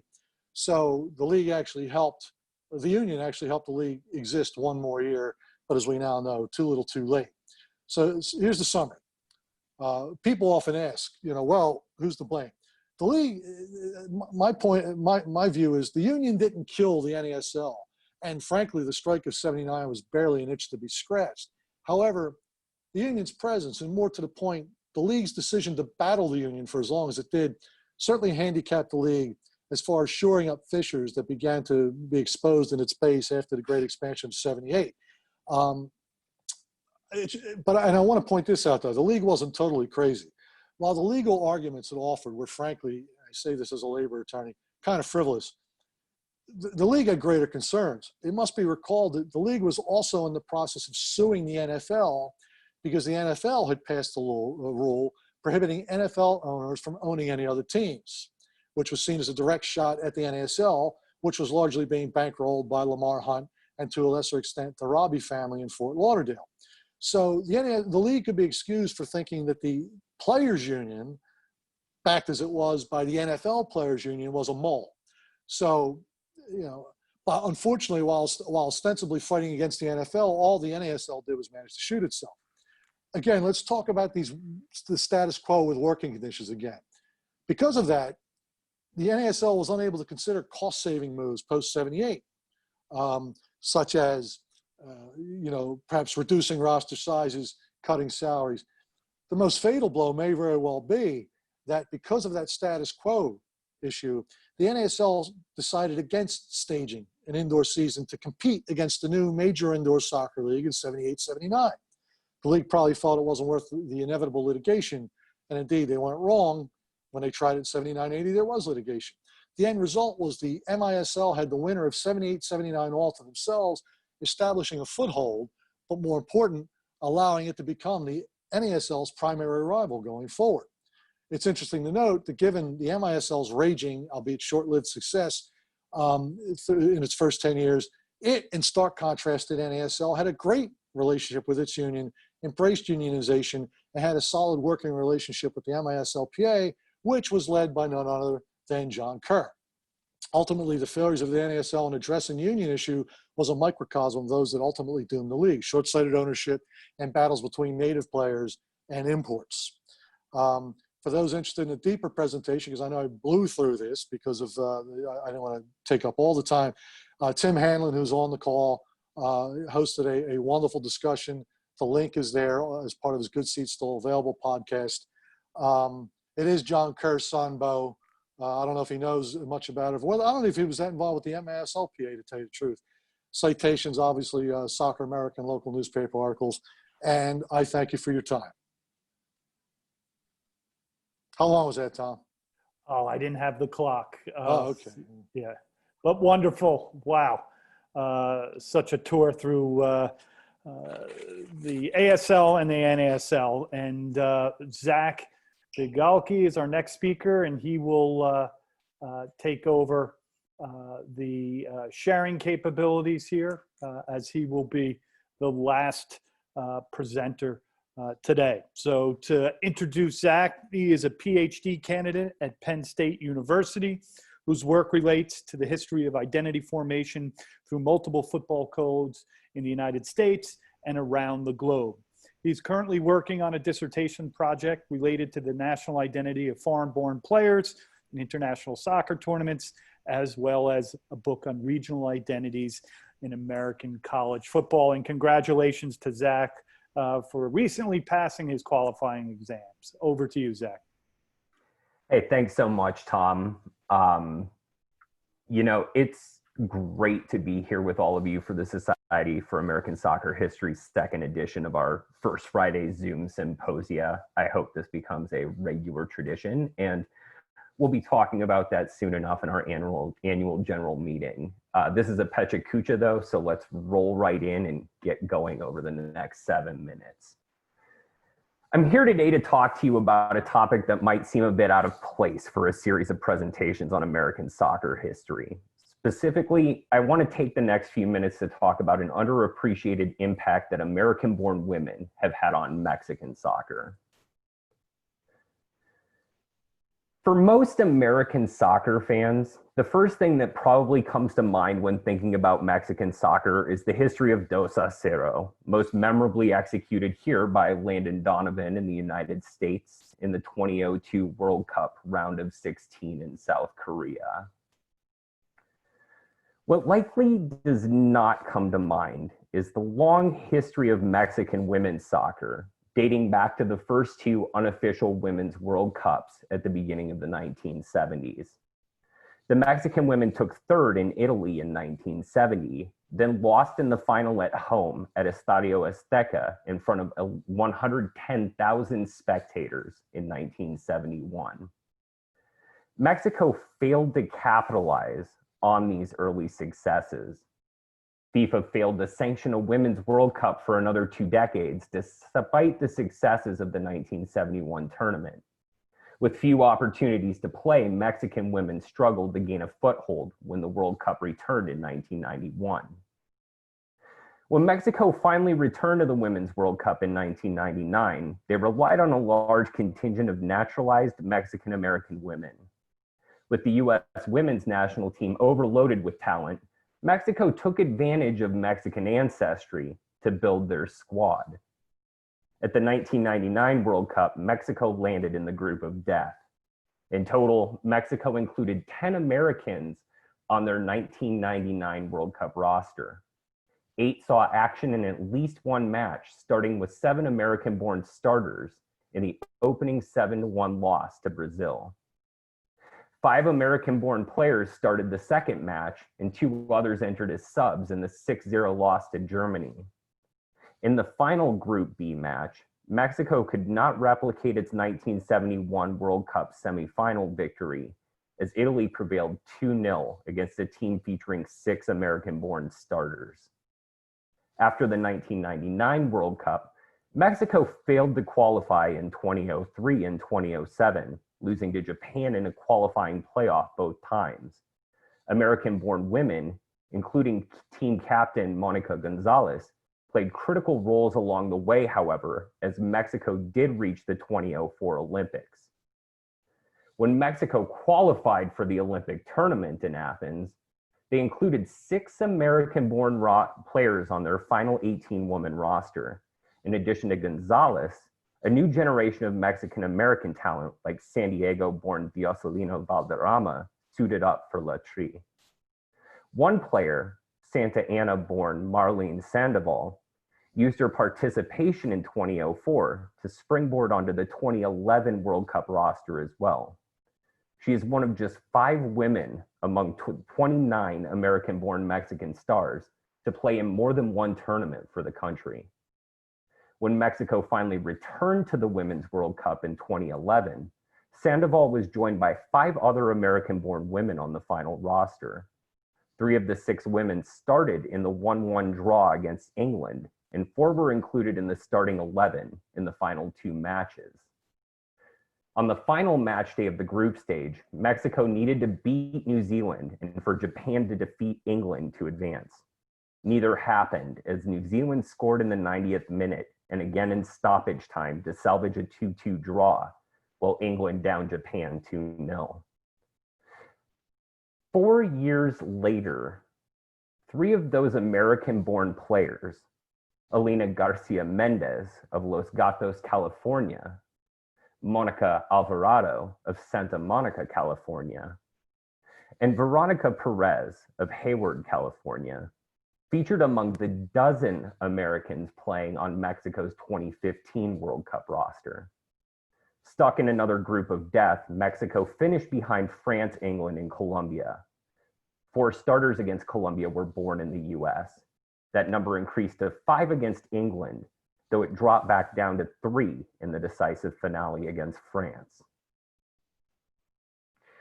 Mexico is hardly unique in its reliance on foreign-born talent with ancestral roots. These women represent a broader trend of naturalized players in women's and men's tournaments. Since 1990, the percentage of foreign-born players on World Cup rosters follows a similar upward trend line to the men's tournament. What makes the United States unique in this regard is its position as a global exporter of talent as compared to other nations. American-born talent is suited up for 18 different national teams other than the US at either the Women's World Cup or the Summer Olympics since 1991. While Mexico might not be unique in this regard, they still comprise the largest diaspora of American-born players on other women's national teams around the globe. Of the 76 American women that have adopted new citizenship to play international soccer, nearly 40% of those players have worn the crest of La Tri. Proximity certainly factors into Mexico's position as a key importer of American-born talent, given that all but 4 of the 29 Mexican Americans who have played for La Tri hailed from the border states of Arizona, California, and Texas. A long history of border fluidity sets up a large diaspora from which to select. We must also ask the question as to where US soccer seeks talent and where they are overlooking demographics that afford opportunities for other countries to swoop in and offer citizenship and a playing spot? Must the US continue to risk sacrificing valuable women's talent to a longtime rival? The border crossings of American women to Mexico helped fortify a team unable to build on an early history of success. With further study, we will gain a better understanding about the push and pull factors that lead soccer players to seek international opportunities away from their homelands. Thank you.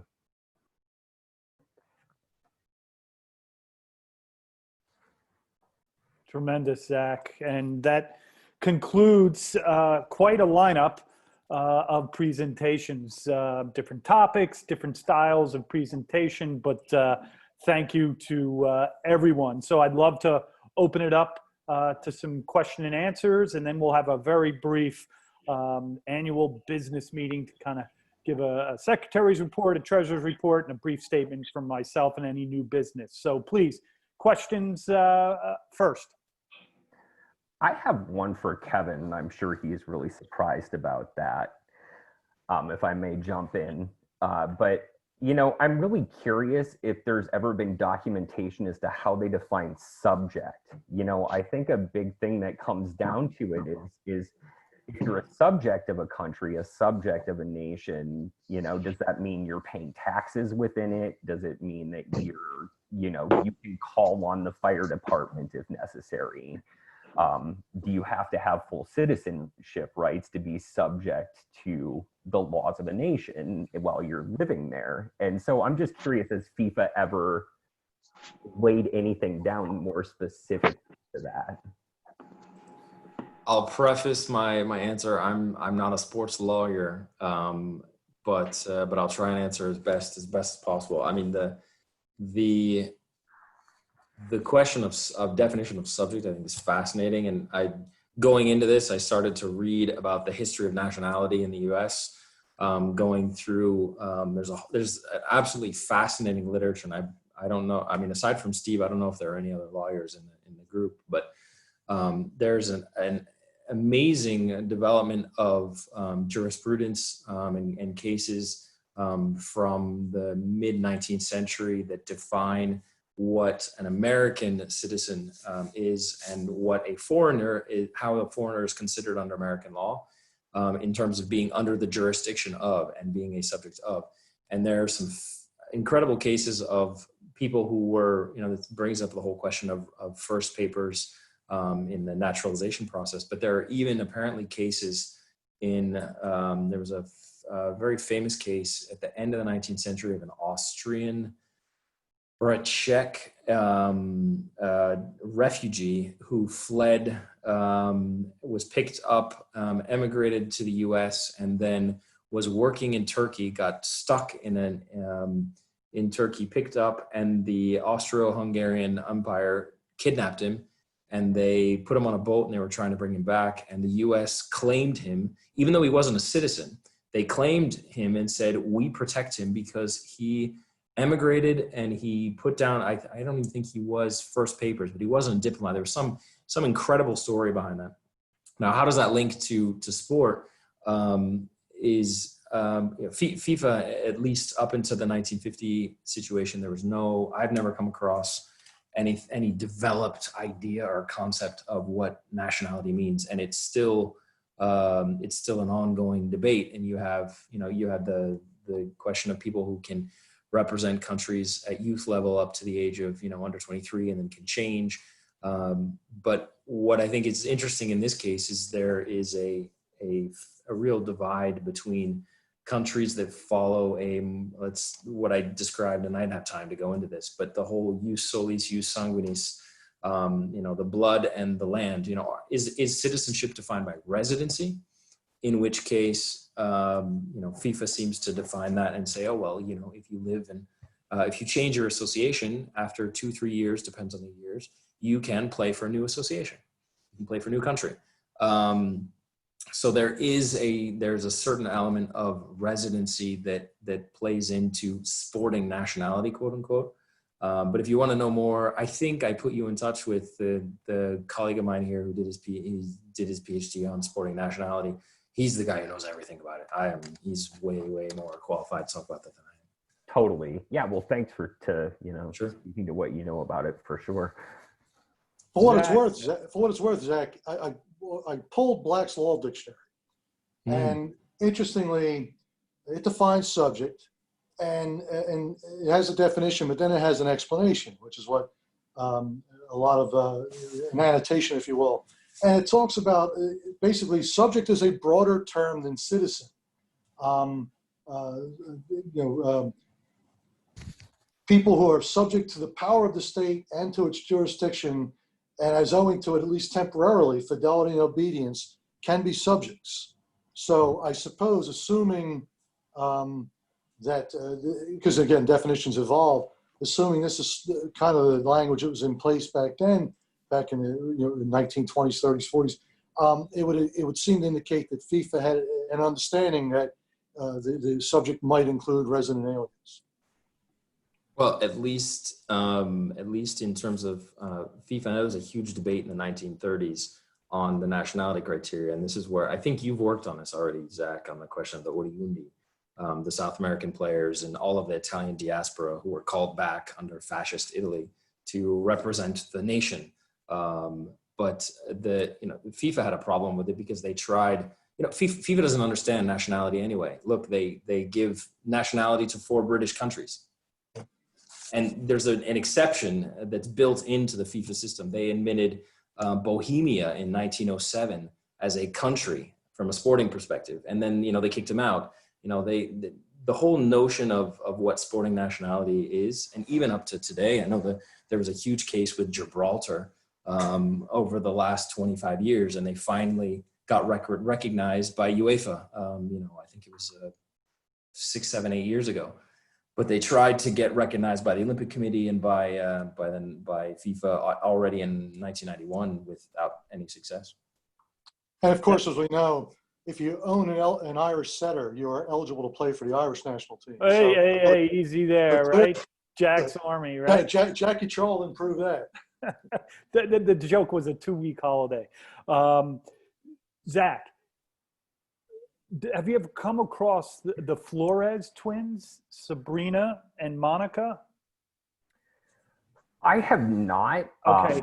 It would probably, I've only looked into Olympic and World Cup rosters so far, like the players that made those final teams. Got it. So you might have missed them. Yeah. Yeah. So there are definitely, part of what I need to be, this is very preliminary research that I'm going into that kind of ties into the larger dissertation. Well, this is cool because they're twins. Grew up in New Jersey, both went to Notre Dame. And I just did a quick check. Monica joined the Mexican national team in 2016. And her sister Sabrina, who I think was a little bit better, still had hopes of maybe cracking into the U.S. team, had represented the U.S. at the youth levels. She joined the Mexican national team in 2018. So you have these two New Jersey born, I think Mexican, Romanian roots plus US roots, and they're both now in the Mexican women's pool. And my son is friends with both of them. So I could get you an email or a contact if it's of interest. So they join up at different points. Nice. Yeah, it'd be great to learn more about that. And, there are definitely stories beyond just those giant tournaments.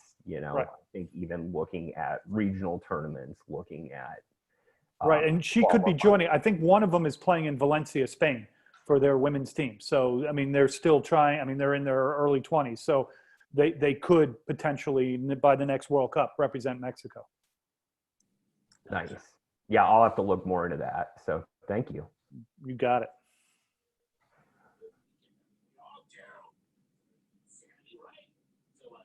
Can I ask a question? Oh, if anyone, I don't know if anybody else. I got loads of questions for lots of people, but I'll just throw a couple questions at Patrick really fast. Really interesting. Everybody's really interesting, but Patrick, to begin with you, you mentioned the YMGC, and I wasn't sure was there any link to the YMCA at all? or is that No. completely separate? And then when you talked about the break between 1902 and 1912, which seems to be a period of break in a lot of places across the country, I was curious if you had any idea why there's no more evidence for any games or presence of the game. And then the last little bit on that was just, did you say in passing Dick Cecil was donating his material somewhere? Yeah, to start with the last question, Dick is donating his papers to Emory University. In fact, they've been accessioned. Emory is also talking, but I'm not sure what the status is about purchasing the trophy as well. And then we're working to hopefully have it on a temporary display or rotating display in and around the city, and also at Mercedes-Benz with some kind of associated Chiefs related exhibit. As far as the break in Alabama soccer in the Birmingham district, from what I can gather is there was a violent miners' strike in and around 1902, 1903. Please keep in mind that the TCI, which is the Tennessee Coal and Iron Railroad, which eventually becomes a subsidiary of U.S. Steel, they were the ones that essentially monopolized and owned all of the coal mining facilities, iron, and then later steel manufacturing, or most of it, in and around Birmingham. So you had a violent miners' strike in and around 1902, and that's why I'm guessing you had the break there. When you had Atlanta reforming, they were sending out invitations to clubs in and around the South in 1911, 1912. That's what kind of spurred the reformation of the league in Birmingham.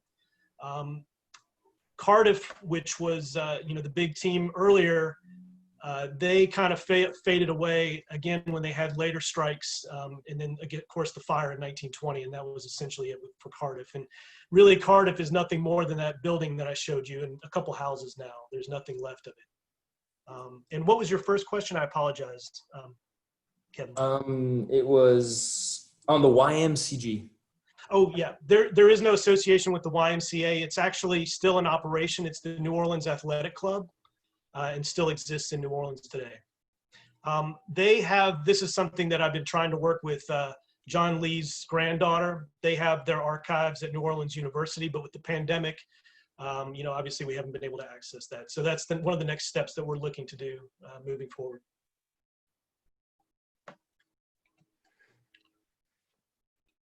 Patrick, can I jump in and ask a question? I mean, I've read that book on New Orleans, I'm sure, which you used. I'll reserve judgment, in a public forum here. But I mean, who else out there is doing Southern soccer history going back into the 19th century, early 20th century? Are you a lone ranger? Have you encountered other people? Not too many. There was, and I'm blanking on his name. There was one fellow who had started to dig around on the Atlanta players back in the early 20th century. Jason Longshore, who I collaborated with, he's the radio color commentator. He and I work together. We're working with Dick, so he's done some work. But I think aside from that, I'm not really too familiar with anybody else who's really kind of dug into it, I guess, as much as I know I have, but I don't really know. And like I said, New Orleans is something that I kind of recently jumped into and just kind of reached out to John Lee's granddaughter through Ancestry. I was able to track her down actually through White Pages and Ancestry. But so that's kind of just, that's really at the outset as far as that goes. Birmingham has been my focus over the past year or so. Keep it up. Keep going. There's a lot there. Thank you.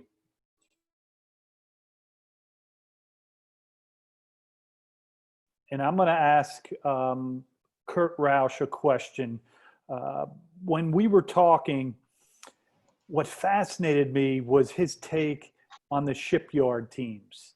Can you kind of go over again your argument there in terms of kind of being powerful but a negative, for the development of soccer at the same time? Yes, they actually wielded a lot of power. It was certainly about money back then, and they were able to provide jobs for these players, sometimes no-show jobs for these players, and pay them, quite large salaries, and sometimes just for playing soccer. And they would see a lot of the players had gone to war, and there was any team that would be pretty much out there with a few really good players left. These shipyard teams would come in and take those players. Those teams would really collapse pretty much after that. But a lot of these shipyard, they didn't really respect any contracts that these players were under. So they would tamper and get people to break their contracts, and it was just a very negative impact on the smaller teams. But as I mentioned, they did form quite solid teams, and they were able to be quite choicey in their selection of players. So they would have a large stable of great players, but they put a lot of teams under by that process. Thanks. Any other questions out there, or can we move? Oh, Kevin, I see a left hand. I saw Jeff raise his hand a little, like right before you, Tom. I don't know if I'm mistaken. Yes, chime in. Hi, I'm Jeff Organ. I'm a new member of SASH. I actually have a blog called Texas Soccer Journal that I've been writing for about 3 years. And over the last 3 years, I've done a little bit of writing about Texas soccer history. We're not exactly part of the South, to be honest with you. I'm not sure what we exactly are part of. But in any event, citizens of your own republic, right? Yeah, I guess one could say that too. I'm an import from California, so I'm not sure I fit that mode. But in any event, I'm really interested to collaborate potentially with Patrick at some point in the future to maybe extend a little bit further west, and because there are a lot of commonalities. I found some early connections. For example, with New Orleans, you would assume that with Galveston and before at Indianola, that the same kinds of things that happened in New Orleans were going on in those cities too. And I have found some evidence of that, but I've got a lot more work and need to do some of it. But I guess I'm going to have to drop off in a couple seconds because actually I have a phone call with the head coach from the San Antonio Thunder in North American Soccer League, and I've been doing a series over the last couple of months in conjunction with San Antonio FC. Because it's the 45th anniversary of the Thunder this year. And because San Antonio FC, obviously they're not playing in the USL, any content that they get is appreciated. So it's been very pleasant. But I do want to let everybody know that I've followed just about everybody on this blog for years, everybody on this site for years, and I'm really proud now to be a member of SASH, and I look forward to doing more of this kind of work in the future. Thank you very much, guys. Jeff, before you run, Yeah. you've heard my Philadelphia Adams connection. Do you know the brief San Antonio connection? Yes, I do actually. And in fact, we communicated a couple of years ago. Oh, do we? Okay, good. Yeah. When the San Antonio FC had a Thunder throwback night in 2017, and I wrote an article about it then, and we talked about that. Okay. And Steve, I was going to reach out to you because I found an interesting bit of tidbit about that, the draft that the San Antonio people did for the Adams before they vanished in a week. And there's kind of an interesting tidbit that I'll share with you about. Well, they drafted Winston DuBose. Yeah, who actually conducted that draft? It's kind of okay. All right, I look forward to that. And Jeff, welcome, of course, from all of us. And before you go, Scott Reynolds is on this call, and I know he has some really solid connections and contacts in the Dallas area, during his time at FC Dallas. So he's now in Salt Lake, but he's another person you can, get in touch with and talk Texas soccer history with. That's fantastic. I look forward to it, Scott. Thank you. Thank you. All right, I'm dropping off. Thank you, guys. Hey, Jeff. Will anybody kill me if I ask a couple other questions, or? No, go for it. I mean, we've got the diehards here now, so. Right? No, just this is such a great time to be able to chat with everybody and ask questions and learn so much. So I get really excited about it. For Curt, I was curious if what you know more about the Agars, because they're people that we see their names in the Spalding guides and things, but it seems to me they're really important, interesting. I want to know more. I hope somebody will write a biography of these guys, or at least like, much more developed stuff. So I'd be curious to know a little bit about that, and also about records and sources. You talked about all the shipbuilding and the industrial clubs and teams. Have you ever looked to see, or if you mentioned this and I missed it, I'm sorry, but what kind of, are there any institutional records still lying around from any of these organizations? I know that, I think Brian looked at some of the Far Alpaca company stuff, corporate records, and people like Steve Apostolov has looked at Quincy, their shipbuilding records, and Fore River. Is there stuff in that area of New Jersey where there might be some corporate records still lying around somewhere? I think from what I understand, Bethlehem Steel, none of their stuff exists anymore from the soccer side, but is there anything on that avenue? Just curious. To answer the last question first, most of my sources for their shipyard clubs, a lot of them actually put out these periodicals like the Morse Dry Dock Dial. Federal Shipbuilding also had one. There was also a submarine company at one point that had their own. I can put you in touch with those as well. I send you some links to those. But they were actually that one picture on the Morse Dry Dock team I actually got out of the Morse Dry Dock Dial. So that has been my main source for information on those. And they go through excruciating detail about what a burner is and who all the people in all the different departments and everything. It's actually quite an interesting periodical that they put out. But they do touch on soccer, and they're also involved in a lot of other sports as well, like basketball teams, and they had a lot of boxing and baseball teams as well.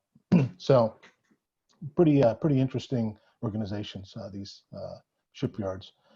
But back to the Agars, I know there's the brothers. There was a bunch of Agar brothers that came over from England and played, and they were originally involved with, I think, the Critchleys in Brooklyn, and then Nat Agar, really sort of not only was a player, he bounced around a lot. I know he played at least one game with the Wilberforce Football Club in Paterson, but he was mainly an administrator and was part owner of the Brooklyn Wanderers and got an NASL franchise in I think 23, and then sort of became a very public character after that in terms of the soccer administration.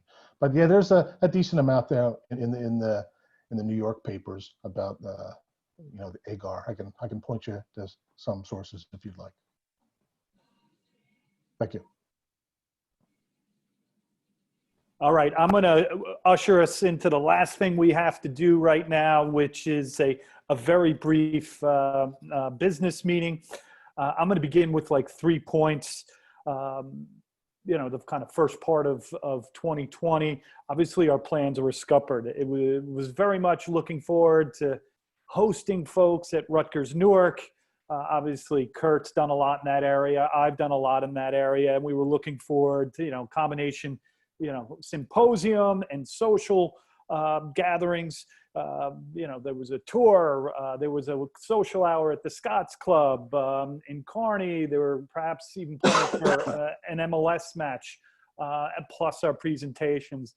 So sad to see that, but I'm loving what we've created in that void.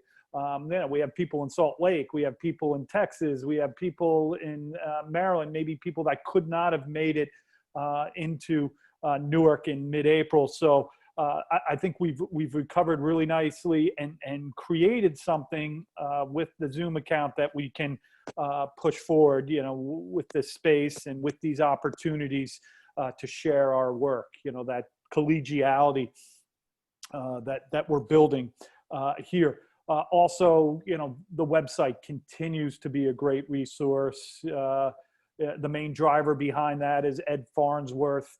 updating statistics, putting up posts. So I would encourage folks to consider still posting on that website, because we're looking to create content with the site and clearly with our various symposia and meetings. And we have another one in the works for next month, which will be called the Scotch Professors Come Across the Water. David Kilpatrick is behind this with the Scotch Professors Network. We have some folks in Scotland, in Glasgow in particular, that are very interested in kind of joining forces with us. And then some, goals for 2020 is, build, these SASH sessions, as David calls them, an e-publication that we've mentioned already. And then, of course, plan for 2020. And I think we can do that towards the end of the summer, 2021, as to where we would most likely meet in person, whether it's in Frisco, whether it's somewhere else around the United States. So that's all I have. I think we have, record membership, 50 members paid up, with, their $20 membership fee. We have many more people following us. So I think we're growing this from strength to strength. And I just want to thank folks for their resiliency and their commitment to these last two sessions. So I'm going to push it over to Brian very quickly. He's going to give a treasurer's report. So Brian Bunk, I believe, is still on the call. Yeah. I sent out the official report or whatever in April. And really the only thing that's changed is because of the growth in the membership that Tom mentioned, we have a bit more money. The balance now is up to $1,689.19. And the only other thing that's changed is the payments we've made for the Zoom account. So that's $31.86. So everything, on the financial side is good. And like I said, most of the there aren't any real other details apart from how much we pay PayPal and Stripe for processing the membership payments, but it's all in that document. If anybody wants a copy, let me know. Excellent. Thank you, Brian, for keeping the financial house in order. I know that's often work that folks don't want to do. I know I'm in there as well. So thank you for doing that for the society. And then Zach, as our secretary, I think has a few words as well. Yeah, I think the big thing to really take away from the past couple months is we've had to reposition and rethink how we work as an organization. Is we've been really versatile. And I think part of that is having a vibrant membership that's growing, that really allows us to take on more of these things. Obviously, we're dealing with the symposium. We have a new newsletter that we need to get out to you before the end of this month that's in the works. That kind of tapered off when I'm sure a lot of you experienced, having to work from home, work remotely. For those of you working in campus settings, having to move to remote delivery of, educational materials certainly made for a big change. And those of you who are parents, I'm sure also experienced that with your own children. But that, not to make huge excuses, just to say we will be getting that out to you by the end of the month. I'm really excited by the collaborations we've been able to do. I think, looking at the collaboration we did on the English game as an organization, these, monthly First Friday meetings, I'm really looking forward to them going forward.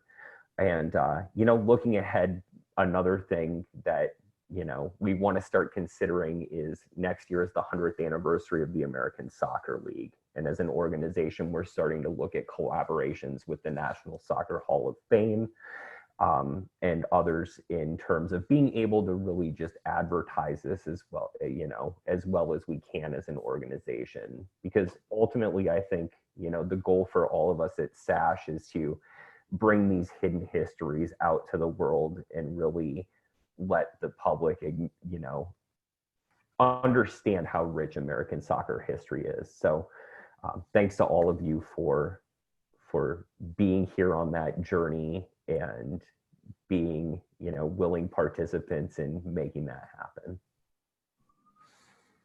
Well said, Zach, and thank you, Brian.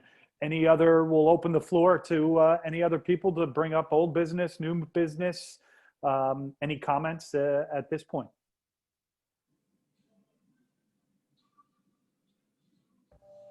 Looks like George has his hand raised. Okay, George, go for it. No, that was actually just the applause emoji. Sorry, didn't mean to distract there. David, are you going to add anything at this point? Yeah, you know, I have nothing to report in terms of the publication, the SASH. Have to admit, I started to get, I think I found somebody who was willing to do layout.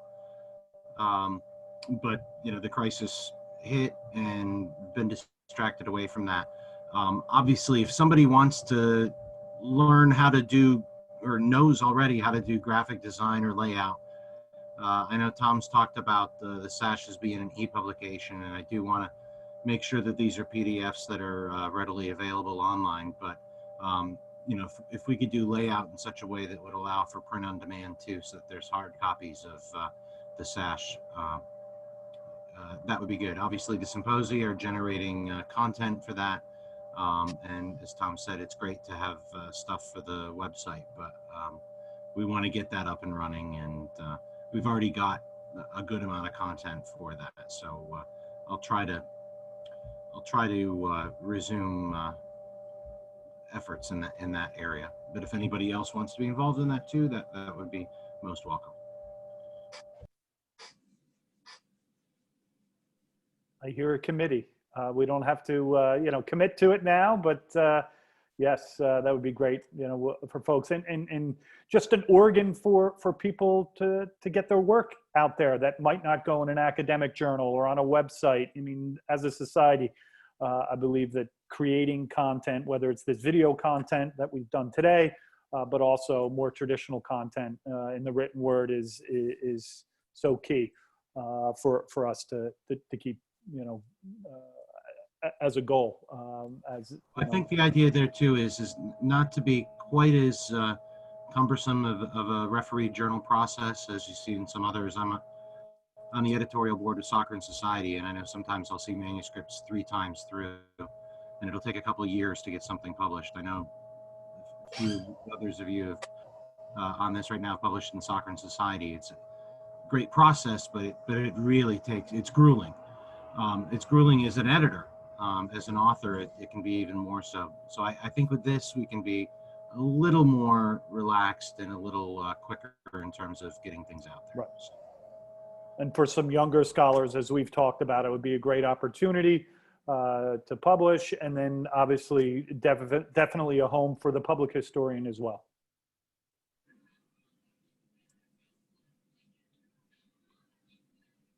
I don't see any hands.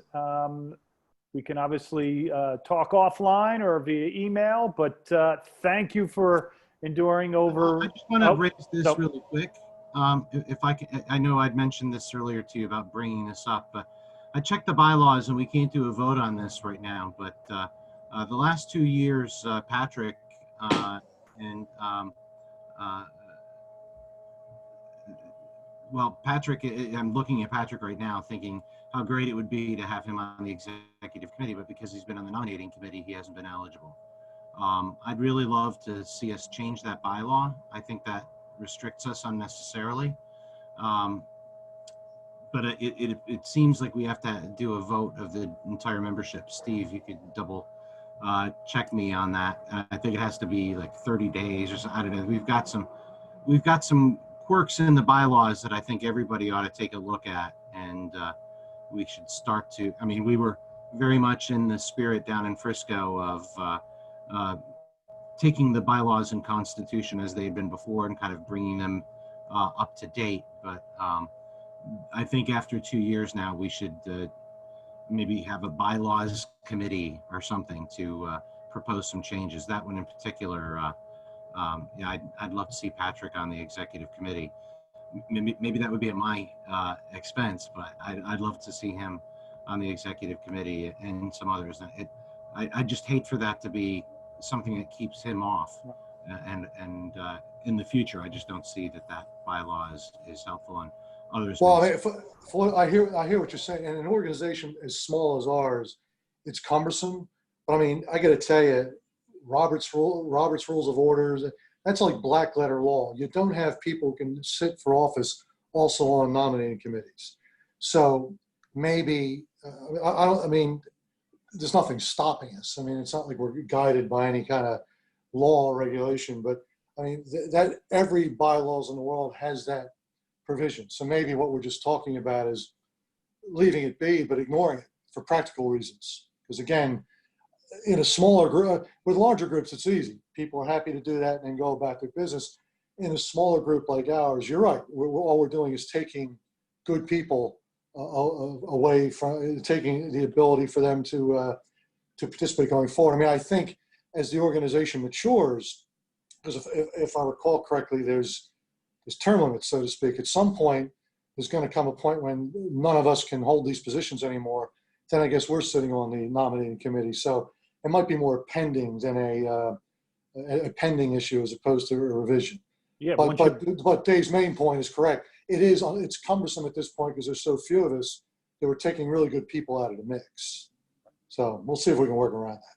Right, and just for the record, there were 3 people on that committee in this 2020 election. You know, Patrick, who's been on it twice, George Brown, who's been on it twice, and Curt Roush, who's been on it once. So, I mean, thank you for them to allow the election. I think the good news is that we've had 2 elections and we've kind of established a rhythm, which, will come again, in the late fall, and maybe there's some turnover. There should be, as, Steve mentions, a rotation of offices. So I think that's healthy for sure. But Brian can stay treasurer for life. I mean, No, that's been that's an appointed position for life. I was actually going to say that, part of the problem that Roger found at the, when they originally founded SASH was that there was no turnover and there weren't enough people. And so that he got tired of running the thing, I think. So yeah, maybe we do want to think about turning over, leadership positions and that sort of thing, just so that we all don't burn out on it after a couple of terms. And cultivate new people, right? That are feeling, I'm not going to say the weight or the burden of carrying it, but yeah, I mean, just trying and doing different things, right? Yeah, I mean, I think that's something that should happen for sure. I don't know, Tom, you have that Trump-like president for life gleam in your eye. I don't know. No, I don't.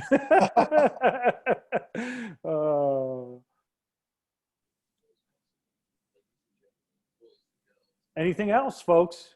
Those are all good points, David. I think we should keep those in front of us. I would say maybe during the month of July, we should have a committee meeting. Get on the phone, obviously, or better yet, get on Zoom so we can see each other. We can talk about that, kind of assess the first half of the year, plan for the second half of the year, which includes the elections and the nominations before that. So thank you to all. We're almost 2 hours and 15 minutes in. Apologize for some of the tech issues at the front end. That's on me. We need a SASH director of technology here. But once again, great to join and see you all and hear from you all. Thank you for today's well-researched and presented talks. So definitely thank you to everybody for putting the time in, and certainly, getting, some first timers. So let's keep growing it. Let's keep expanding it, and enjoy the rest of the month, and we'll have that committee meeting, either this month or next month. So thanks to everybody. Have a great summer. but we'll be back together in July with the Scotch professor. So hoping that you guys and gals can join us, for that. So thank you. Have a great night. Thanks, everybody. Congratulations, all the speakers. Fantastic stuff. Thank you. Have fun, guys. Take care. Take care, everybody. Okay.